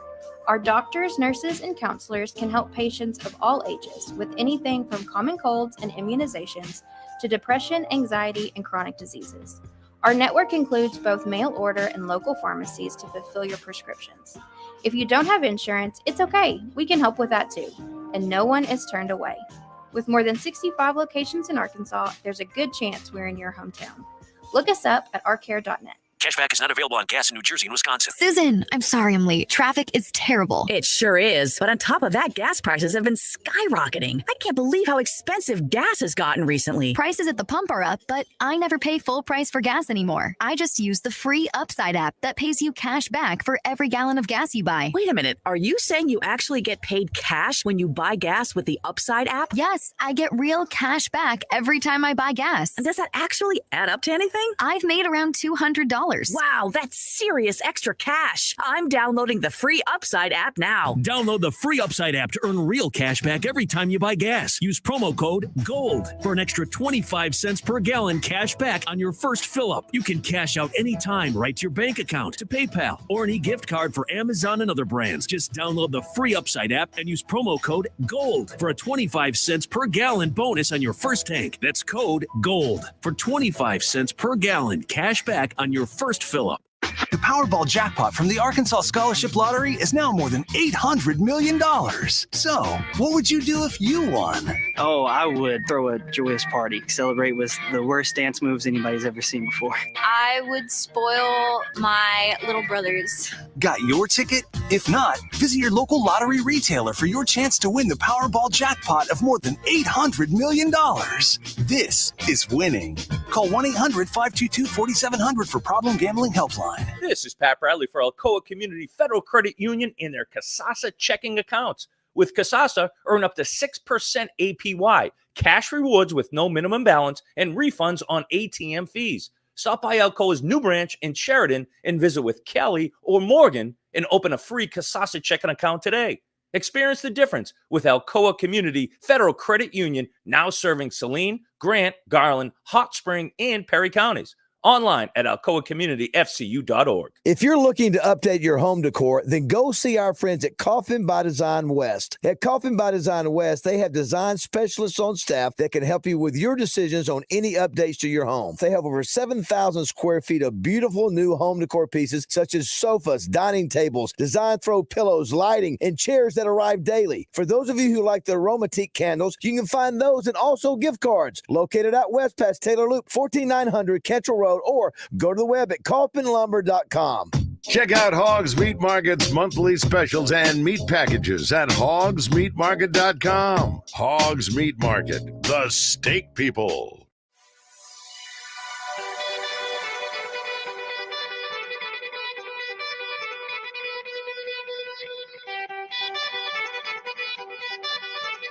Kane is in the building. Their time is done. It's over. Over? Did you say over? Nonsense. I've not yet begun to defile myself. Call Kenny Loggins because you're in the danger zone. I play real sports. Not trying to be the best at exercising. It's time for 3 and Out. It's been 3 hours, and we are... Boom. Out of here. All right, it is time for 3 and Out. A few headlines, a few storylines, a few things that we got to dive into. Always love Marshawn Lynch, one of the funniest guys, and always is having his personality unfiltered and makes it so much fun. Well, he was talking with Peyton Manning, and they were discussing their pregame rituals, and I'd say Marshawn Lynch had a pretty fantastic pregame ritual back when he was playing. You believe in superstitions? I always like to read the program front to back for whatever reason before the game. You know, by the end of the season, you know where every accountant for the Colts went to college. What were yours? Right. What was your? My superstition was that I needed to have maybe a shot and a half before every game. of Hennessy. What you mean? My bad. I was thinking, Yeah. Gatorade. Or Gatorade. Toradol. I don't know what I was thinking. Hell no. And there's a bar right there in the locker room in Seattle. Schneider and Pete Carroll. My backpack. Got it. The backpack. I love Marshawn Lynch and his honesty about everything. I mean, hey, he's a guy that ate a lot of Skittles. He's a guy that didn't like talking to the media. The guy who took some shots of Hennessy before the games. And you know what? It goes back to the whole thing of if you show up and you perform, who cares what you do? And it didn't bother Marshawn, but looks like it actually helped him with his pregame routine.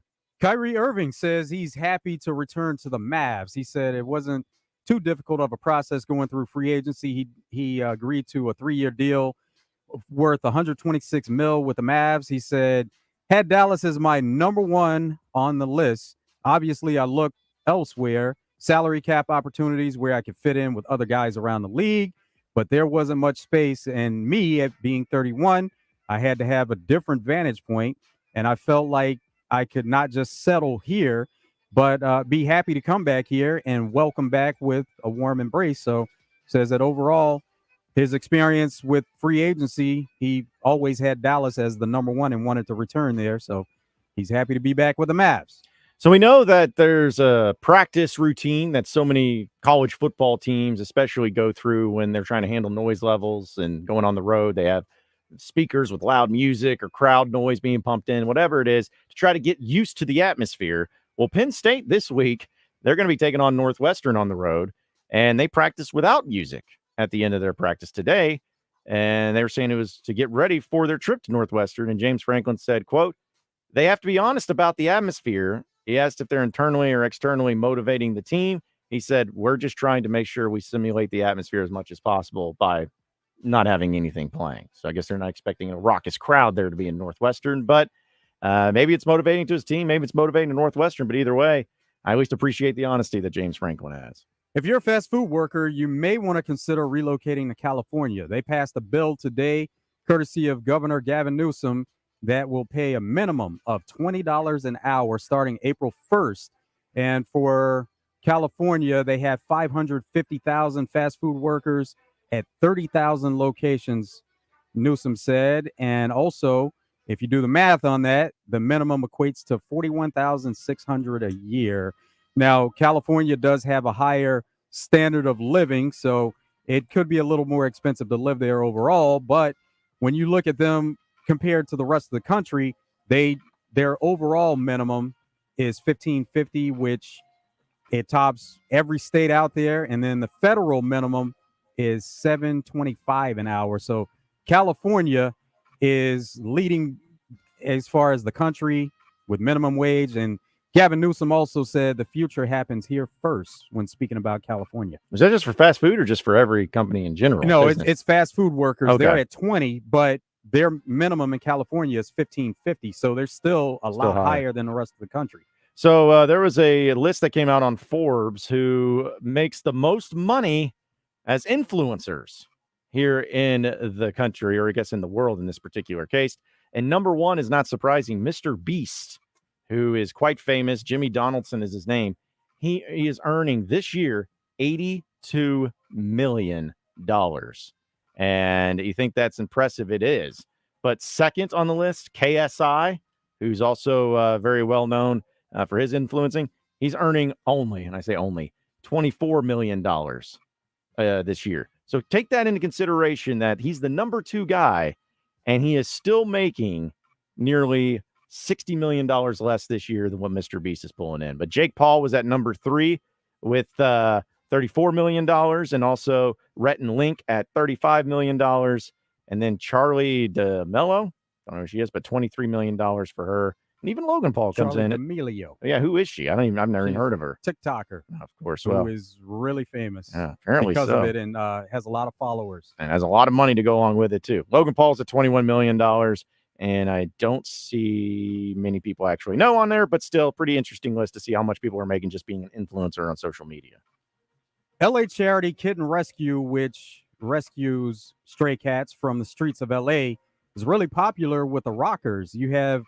They have a charity auction coming up, and they've had several items donated by rockers that you would know: Slash of Guns N' Roses, Rob Halford of Judas Priest, and Tommy Lee of motley crew. Those are all guys that feel the need to they have a passion for rescuing stray cats around LA.